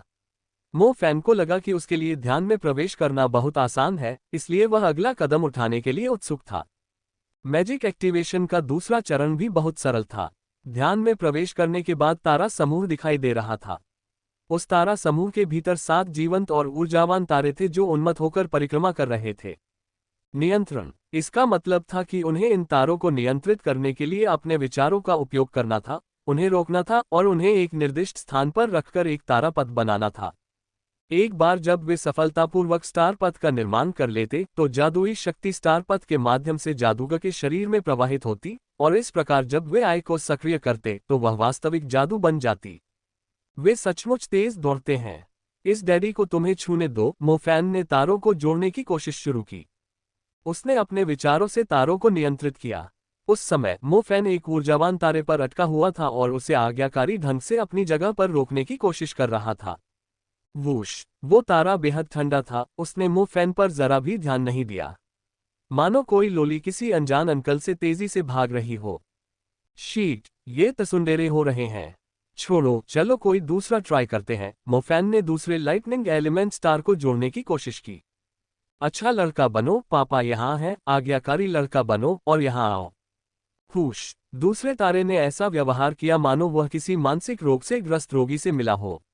इस प्रकार वह भी पहले वाले की तरह शीघ्रता से भाग गया। मो फैन ने दूसरे तारों पर भी यही कोशिश की, लेकिन नतीजा वही रहा। किसी ने भी मो फैन की परवाह नहीं की। कुछ तो ऐसे भी थे जो मो फैन के विचारों को नियंत्रित करने की कोशिश करते हुए तेजी से चलने लगे। जब तारे तेजी से परिक्रमा कर रहे हों तो आप जादुई शक्ति का संचालन नहीं कर सकते थे। ये बिल्कुल बिजली के तार जैसा है। विद्युत ऊर्जा तारा समूह का आंतरिक भाग है। अगर कोई विद्युत ऊर्जा का उपयोग करना चाहता है तो उसे तारों के साथ एक तार बनाना होगा ताकि वह ऊर्जा जादूगर के शरीर में प्रवाहित हो सके। बदकिस्मती से बिजली तत्व के तारों में एक भी आज्ञाकारी नहीं था। अगर वह उन्हें छूता नहीं तो वे ठीक रहते, लेकिन जैसे ही वह उन्हें एक दूसरे से जोड़ने की कोशिश करता वे तुरंत भाग जाते। ये 500 पाउंड स्ट्राइट गम के टुकड़े खाने जैसा था। वे बस रुकते ही नहीं थे। मैं इससे कैसे निपटूं? इस डैडी को लाइटनिंग स्ट्राइक सीखने में कितने साल और महीने लगेंगे? मो फैन के सिर में दर्द होने लगा। लाइटनिंग एलिमेंट का प्राथमिक रैंक कौशल था लाइटनिंग स्ट्राइक। ये कौशल प्राथमिक श्रेणी के जादू में सबसे व्यावहारिक होना चाहिए। इसे सीखने और इसे नियंत्रित करने में निपुण होने के बाद व्यक्ति में मूल रूप से एक उत्कृष्ट युद्ध कौशल विकसित हो जाएगा। दुर्भाग्यवश कौशल सीखना आसान नहीं था। बिजली तत्व के तारे अत्यधिक सक्रिय थे। उन्हें रोकना कोई 1 या 2 दिन में संभव नहीं था। मैं इस समय एक भी तारे को नियंत्रित नहीं कर सकता। 7 तारों को एक साथ नियंत्रित करने के लिए ये रास्ता वाकई छोटा नहीं है। निश्चित रूप से जादू का अध्ययन और सीखना एक ही बात थी। यह ऐसा काम नहीं था जिसे आप कुछ ही दिनों में कर सकते थे। अल्पविराम। मौसम ठंडा हो गया। छोटी स्कर्ट और मोज़ों की जगह मोटी लेगिंग और पैंट ने ले ली। अनजाने में ही वह मौसम आ गया जब हीटर न हो तो कुत्ते बन जाते हैं। अचू शीट, अगर मुझे पता होता कि ऐसा होने वाला है तो मैं पहले अग्नि तत्व की साधना करता। कम से कम मैं इस सर्दी को आराम से काट तो पाता। सुबह सुबह छत पर नियंत्रण का अभ्यास करते हुए मो फैन ने गालियां दी। उसने 1 और महीने तक साधना की थी। मो फैन अब 4 सितारों तक को नियंत्रित करने में सक्षम था। तारों को नियंत्रित करने की प्रक्रिया, इसे कैसे कहें, यह एक उन्नत डोमिनो सेटअप जैसा है। दूसरे शब्दों में, यदि आप 4 डोमिनो ईंटों को सावधानीपूर्वक नीचे रखें और यदि उनमें जरा सी भी हिलन डुलन न हो तो इसे एक छोटा कदम पूरा करने के रूप में गिना जाएगा। यदि डोमिनो ईंट को सही ढंग से नहीं रखा गया तो वह पलट जाएगी और आपको फिर से शुरू करना होगा। तारे भी ऐसे ही थे। सबसे पहले आपको एक तारे पर निशाना साधना होगा और उसे रोकने के लिए अपने विचारों का इस्तेमाल करना होगा। उन्हें रोकने की प्रक्रिया में आपको अपना पूरा ध्यान उस पर केंद्रित करना होगा। अगर आपको किसी तारे से प्रतिरोध का सामना भी करना पड़े जिससे आपको बहुत तेज सिरदर्द हो, तब भी आपको अपने दांत पीसने होंगे और उसे अपना ध्यान भटकाने नहीं देना होगा। केवल अपने दांतों को पीसते समय ही आप अपने मन के भीतर अपना ध्यान केंद्रित कर सकते हैं, उन्हें नियंत्रित कर सकते हैं और उन्हें रोक सकते हैं। केवल तभी आप कुछ हिंसक तारों को आज्ञाकारी रूप से अपने नियंत्रण का पालन करवा सकते हैं। एक तारे पर नियंत्रण पाने के बाद आपको अपनी चेतना को विभाजित करना होगा और दूसरे तारे पर दृढ़तापूर्वक नियंत्रण पाने के लिए वही कार्य करना होगा। अगर कोई गलती से दूसरे तारे पर ज्यादा ध्यान दे दे और पहले वाले पर ध्यान केंद्रित न करे तो मूल रूप से आज्ञाकारी तारा तुरंत अपनी कक्षा से दूर चला जाएगा। इसके अलावा ये नियंत्रित होने की प्रक्रिया में मौजूद दूसरे तारे को भी दूर ले जाएगा और सारा प्रयास व्यर्थ हो जाएगा। गुरु ने पहले भी कहा था, तारों को नियंत्रित करने का चरण अत्यंत कठिन था। एक ओर उन्हें नियंत्रित करना अत्यंत कठिन था तो दूसरी ओर जादूगर के पास पर्याप्त आध्यात्मिक शक्ति भी होनी चाहिए थी। अगर कोई मो फैन की तरह रोजाना नियंत्रण का अभ्यास करे और हर बार असफल होने पर उसे लगेगा कि उसका मन कुछ थका हुआ है। कोई दिन में ज्यादा से ज्यादा 2 घंटे अभ्यास कर सकता है और तब तक उसकी मानसिक स्थिति लगभग टूट चुकी होगी। उसे टिनिटस, धुंधली दृष्टि और अस्तव्यस्त मन की समस्या हो जाएगी। इस स्थिति में व्यक्ति को दोबारा ध्यान या नियंत्रण का प्रयास नहीं करना चाहिए। सच कहूं तो कंट्रोल का अभ्यास करना चोर जैसा था। धिक्कार है, मन की बर्बादी। मो फैन अपने मौजूदा मन से ज्यादा 2 घंटे ही टिक सकता था। 4 सितारे अब पूरी तरह से मेरे नियंत्रण में हैं। एक साथ 5 को नियंत्रित करना और भी मुश्किल है। मो फैन ने आह भरी और सोचा, मुझे आश्चर्य है कि क्या मैं सेमेस्टर खत्म होने से पहले इन 7 बदमाशों को नियंत्रित कर पाऊंगा और एक स्टार पाथ बना पाऊंगा। इसी बारे में बात करते हुए मनकी ने कहा कि ज्यादातर लोग हर हफ्ते सिर्फ 1 घंटा ही नियंत्रण का अभ्यास कर पाते हैं। अगर वे 5 मिनट और अभ्यास करें तो वे गिर पड़ेंगे। मुझे आश्चर्य है कि जब मैंने शुरुआत की थी तो मैं 2 घंटे अभ्यास क्यों कर पाया था। क्या इसलिए कि मैंने द्वैत तत्व जागृत कर लिए थे? किसी तारे पर नियंत्रण पाने के लिए मन का उपयोग समान होना चाहिए। इसका मतलब है कि मेरी मन क्षमता ज्यादातर दूसरे लोगों की तुलना में 2 गुनी है। प्रत्येक जादूगर छात्र की आध्यात्मिक शक्ति की एक सीमा थी और जब भी कोई किसी तारे को नियंत्रित करने का प्रयास करता तो उसकी आध्यात्मिक शक्ति क्षीण हो जाती। अधिकांश जादूगर छात्रों के आध्यात्मिक शक्ति स्तरों के लिए केवल 1 घंटे का नियंत्रण प्रशिक्षण ही पर्याप्त था। 1 घंटे की अतिरिक्त बढ़त और मो फैन की रोजमर्रा की ट्रेनिंग में की गई कड़ी मेहनत के कारण उसकी साधना की गति पहले ही अपने साथियों से काफी आगे निकल चुकी थी। गुरुओं के अनुसार कक्षा का सबसे प्रतिभाशाली छात्र भी केवल 3 सितारों को ही नियंत्रित कर सकता था। मो फैन 7 तारों में से 4 को पहले ही नियंत्रित कर चुका था। इसके अलावा उसे उम्मीद थी कि वह महीने के भीतर 5 तारों तक पहुंच जाएगा। ऐसा लग रहा था कि दोहरे तत्वों को जागृत करने से मो फैन को न सिर्फ 2 गुने तत्व मिले बल्कि उसे दूसरों की तुलना में अभ्यास के लिए ज्यादा समय भी मिला। यह एक अविश्वसनीय लाभ था। उसके लिए अपने जीवन के शिखर पर पहुंचने और एक गोरी, अमीर और सुंदर लड़की से विवाह करने का समय बस आने ही वाला था। अल्पविराम। कक्षा सुबह 8 बजे शुरू हुई और पहली कक्षा जादुई जानवर ज्ञान की थी। जादुई जानवर विषय पढ़ाने का जिम्मा बगल वाली कक्षा के होमरूम शिक्षक झांग जियांगवो का था। मो फैन, तुम फिर से देर से आए हो। क्या तुम स्कूल के प्रति अपना रवैया नहीं सुधार सकते? तुम्हारी प्रतिभा हमेशा से ज्यादातर छात्रों से कमजोर रही है, तुम्हारी नींव भी खास तौर पर कमजोर है और तुम पढ़ाई के प्रति भी ईमानदार नहीं हो। मेरी कक्षा में झाओ टिंग को देखो। उसके पास बिजली तत्व है, अच्छी प्रतिभा है, अच्छी नींव है और जादू सीखने के प्रति उसका रवैया भी बहुत अच्छा है। वह अभी बिजली तत्व के 4 तारों को नियंत्रित करने में सक्षम है, जबकि मैंने सुना है कि तुम अभी तक एक भी अग्नि तत्व के तारे को नियंत्रित नहीं कर पाए हो। तुम्हारा अग्नि तत्व को जगाना बस बेकार है। जैसे ही झांग जियांगवो ने मो फैन को देर से आते देखा, उसने बिना कुछ सोचे उसे तुरंत डांटना शुरू कर दिया। मो फैन खुद को घमंडी नजरों से देखने से रोक नहीं पाया। टीचर झांग जियांगवो तो मानो अपनी बात ही बंद नहीं कर पा रहे थे। लगभग हर क्लास में वो उस लाइटनिंग एलिमेंट वाले लड़के का जिक्र करते रहते थे। तथाकथित सहपाठी झाओ टिंग वही लड़का था जिसने स्कूल के उद्घाटन समारोह में बिजली तत्व को जगाया था। झांग जियांगवो हर दिन उसके बारे में बात करता था। जब वह किसी को झाओ टिंग का नाम लेकर उपदेश देता तो उसके चेहरे पर छिपा हुआ गर्व साफ दिखाई देता। वो आदमी 4 स्टार कंट्रोल कर सकता है, ये पापा 6 स्टार कंट्रोल कर सकते हैं, मुझे तो बस एक आखिरी स्टार चाहिए, मो फैन ने मन ही मन सोचा। हालांकि उसने ये बात जोर से नहीं कही, बल्कि वो आराम से अपनी सीट पर चला गया। ठीक है, जादुई जानवरों वाली किताब खोलो। आज मैं आम जादुई जानवरों के बारे में बात जारी रखूंगा। जैसा कि सभी जानते हैं, जादुई जानवर उस शहर के बाहर रहते हैं जहां हम इंसान रहते हैं, और वे इंसानों के प्रति बेहद शत्रुतापूर्ण होते हैं। वे हर जगह घूमते रहते हैं और जब उनका आमना सामना होता है तो वे लड़ते भी हैं। अगर कोई जादूगर शहर से बाहर निकलकर किसी एक आंख वाले जादुई भेड़िए से मिल जाए तो उसे क्या करना चाहिए? झांग जियांगुओ ने इस विषय पर बड़ी खुशी से बात करना शुरू कर दिया था। एक आंख वाला जादुई भेड़िया। यह एक प्रकार का जादुई जानवर था जो मानव शहर के सबसे नजदीकी इलाके में रहता था। मो फैन ने पाठ्य पुस्तकों और वीडियो में सिर्फ एक ही देखा था। उनका रूप बहुत खतरनाक था। एक सामान्य व्यक्ति इस तरह के जीव से निपटने में असमर्थ था। केवल एक जादूगर ही उनसे लड़ सकता था। हालांकि अगर जादू के छात्रों का समूह, जो अपना जादू नहीं चला पा रहा था, एक आंख वाले जादुई भेड़िए से टकरा जाता तो यह एक खूनी नरसंहार होता। एक आंख वाला जादुई भेड़िया जादुई जानवर वर्ग का मुख्य आकर्षण था। झांग जियांगुओ इस प्रकार के जादुई जानवर के बारे में बात करते हुए 1 महीना बिता चुका था, जिससे मो फैन अब तक परेशान हो चुका था। वर्तमान में मो फैन 6 तारों पर नियंत्रण पाने के लिए अपने दोहरे साधना समय पर निर्भर था। जब तक वह अपने मन को एकाग्र कर सकता था तब तक वह 6 तारों को आज्ञाकारी रूप से एक तारा पद बना सकता था। बात यह है कि 7वें तारे को काबू में रखना बहुत मुश्किल था। वो एक पवित्र लड़की की तरह थी। अगर तुम नर्म पढ़ोगी तो तुम्हें तकलीफ होगी, अगर तुम सख्त पढ़ोगी तो वो नहीं सुनेगी। इससे मो फैन खासा परेशान हो गया। मैं बस इस आखिरी चरण को भूल गया हूँ। भाई फैन, अग्नि तत्व की साधना प्रगति कैसी है?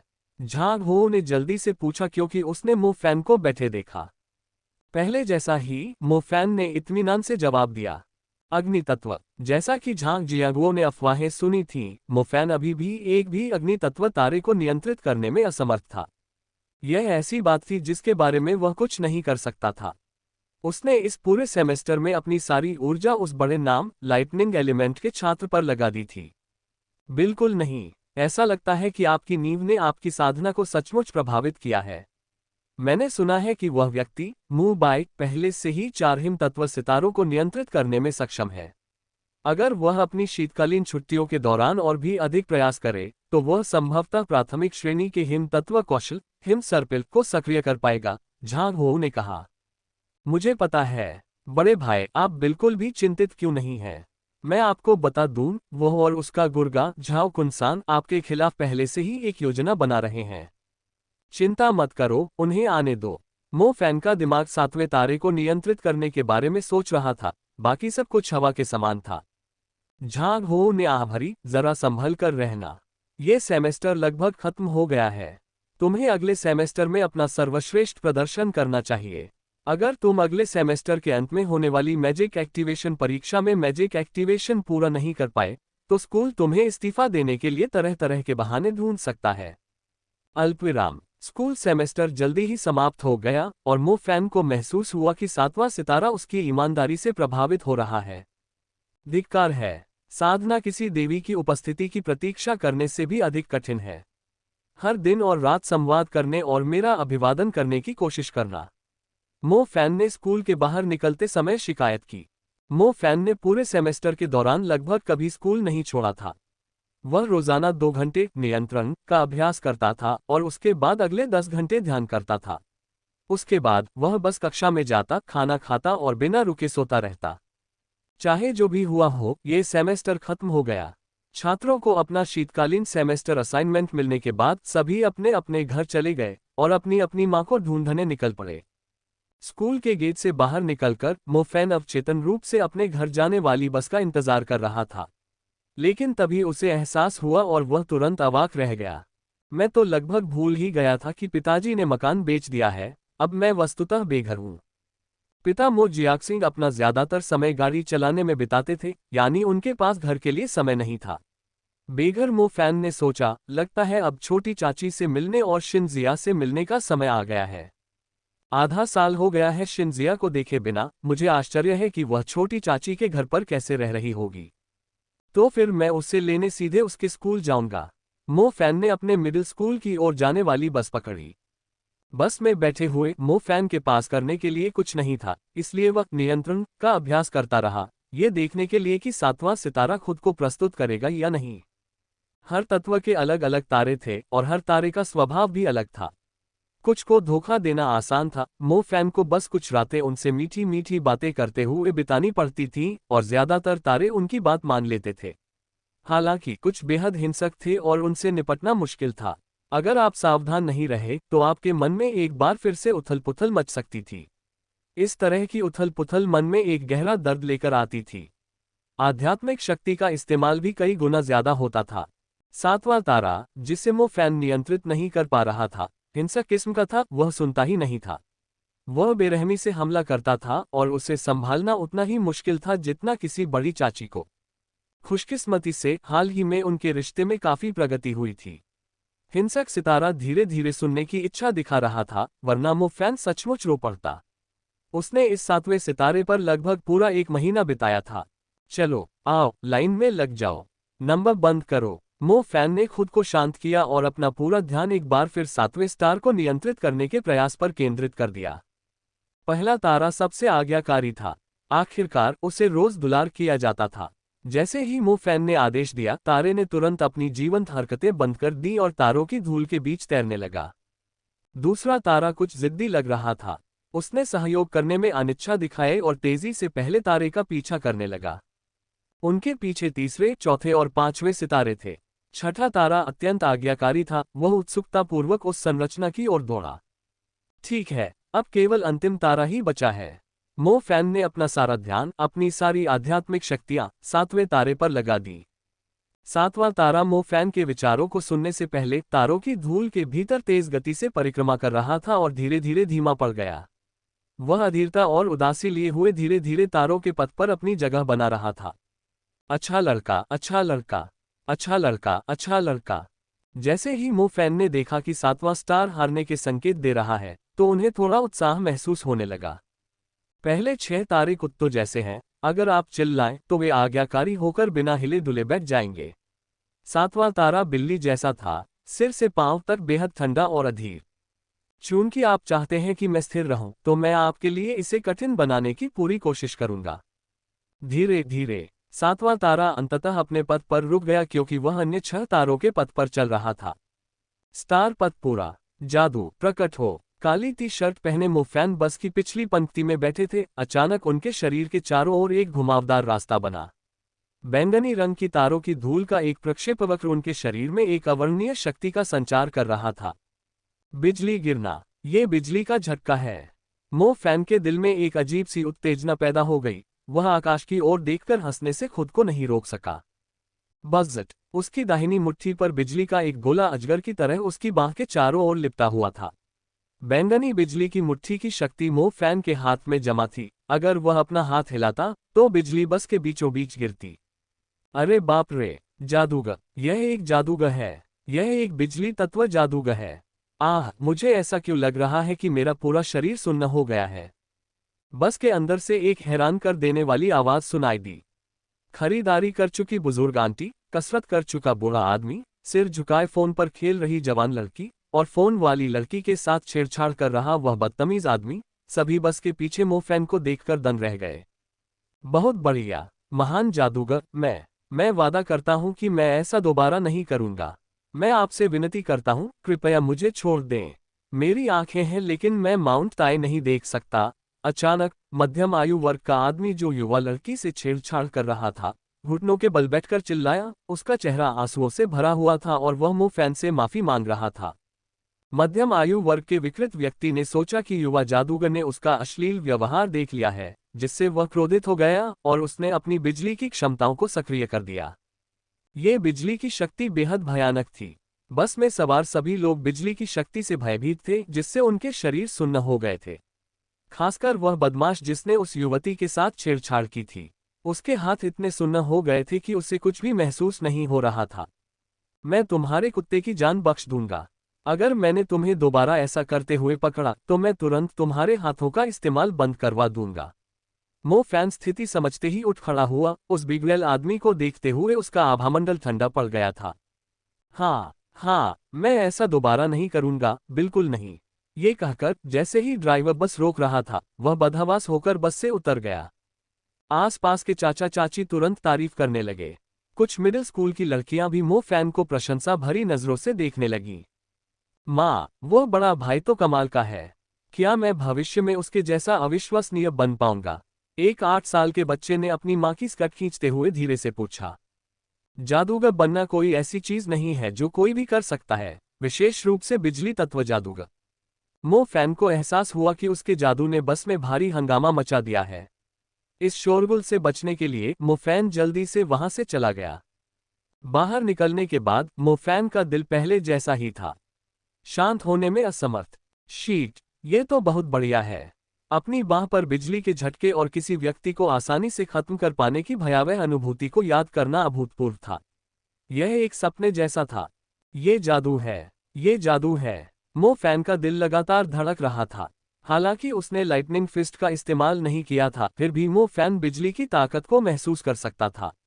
यह उसके शरीर के भीतर से आ रही थी, वो इसे नियंत्रित कर सकता था, और यह एक ऐसी ताकत लेकर आए जिसके बारे में उसने पहले कभी सोचा भी नहीं था।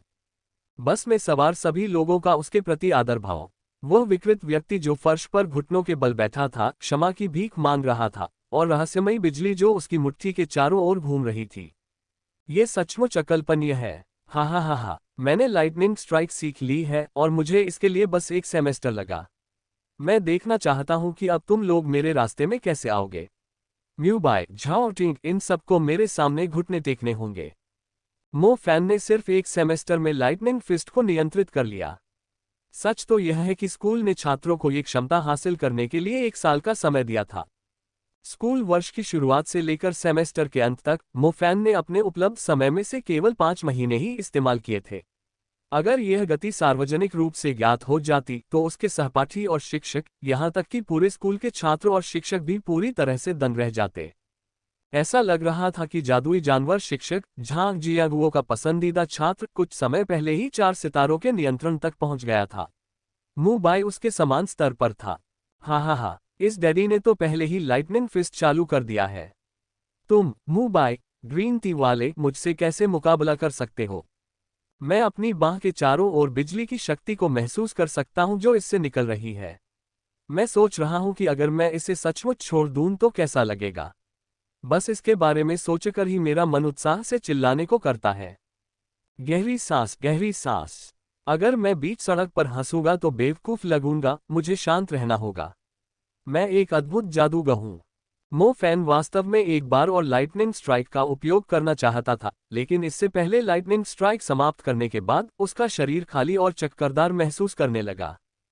ये संभवतः आध्यात्मिक थकावट है जिसका उल्लेख शिक्षक ने किया था, है ना? मो फैन ने खुद से पूछा। आमतौर पर मो फैन 2 घंटे तक नियंत्रण का अभ्यास कर सकता था। 2 घंटे के बाद ही उसे आध्यात्मिक थकावट महसूस होती थी। जब वह बस में था तब उसने केवल 20 मिनट तक नियंत्रण का अभ्यास किया था। हालांकि जिस क्षण उसने लाइटनिंग स्ट्राइक पूरा किया, उसने महसूस किया कि उसकी आध्यात्मिक शक्ति पूरी तरह से समाप्त हो गई है। मो फैन को अब भी यह बात समझ आ रही थी। जब वह नियंत्रण का अभ्यास कर रहा था तो वह स्टार पाथ पूरा नहीं कर पा रहा था। सामान्य तौर पर इससे ज्यादा मन खर्च नहीं होता।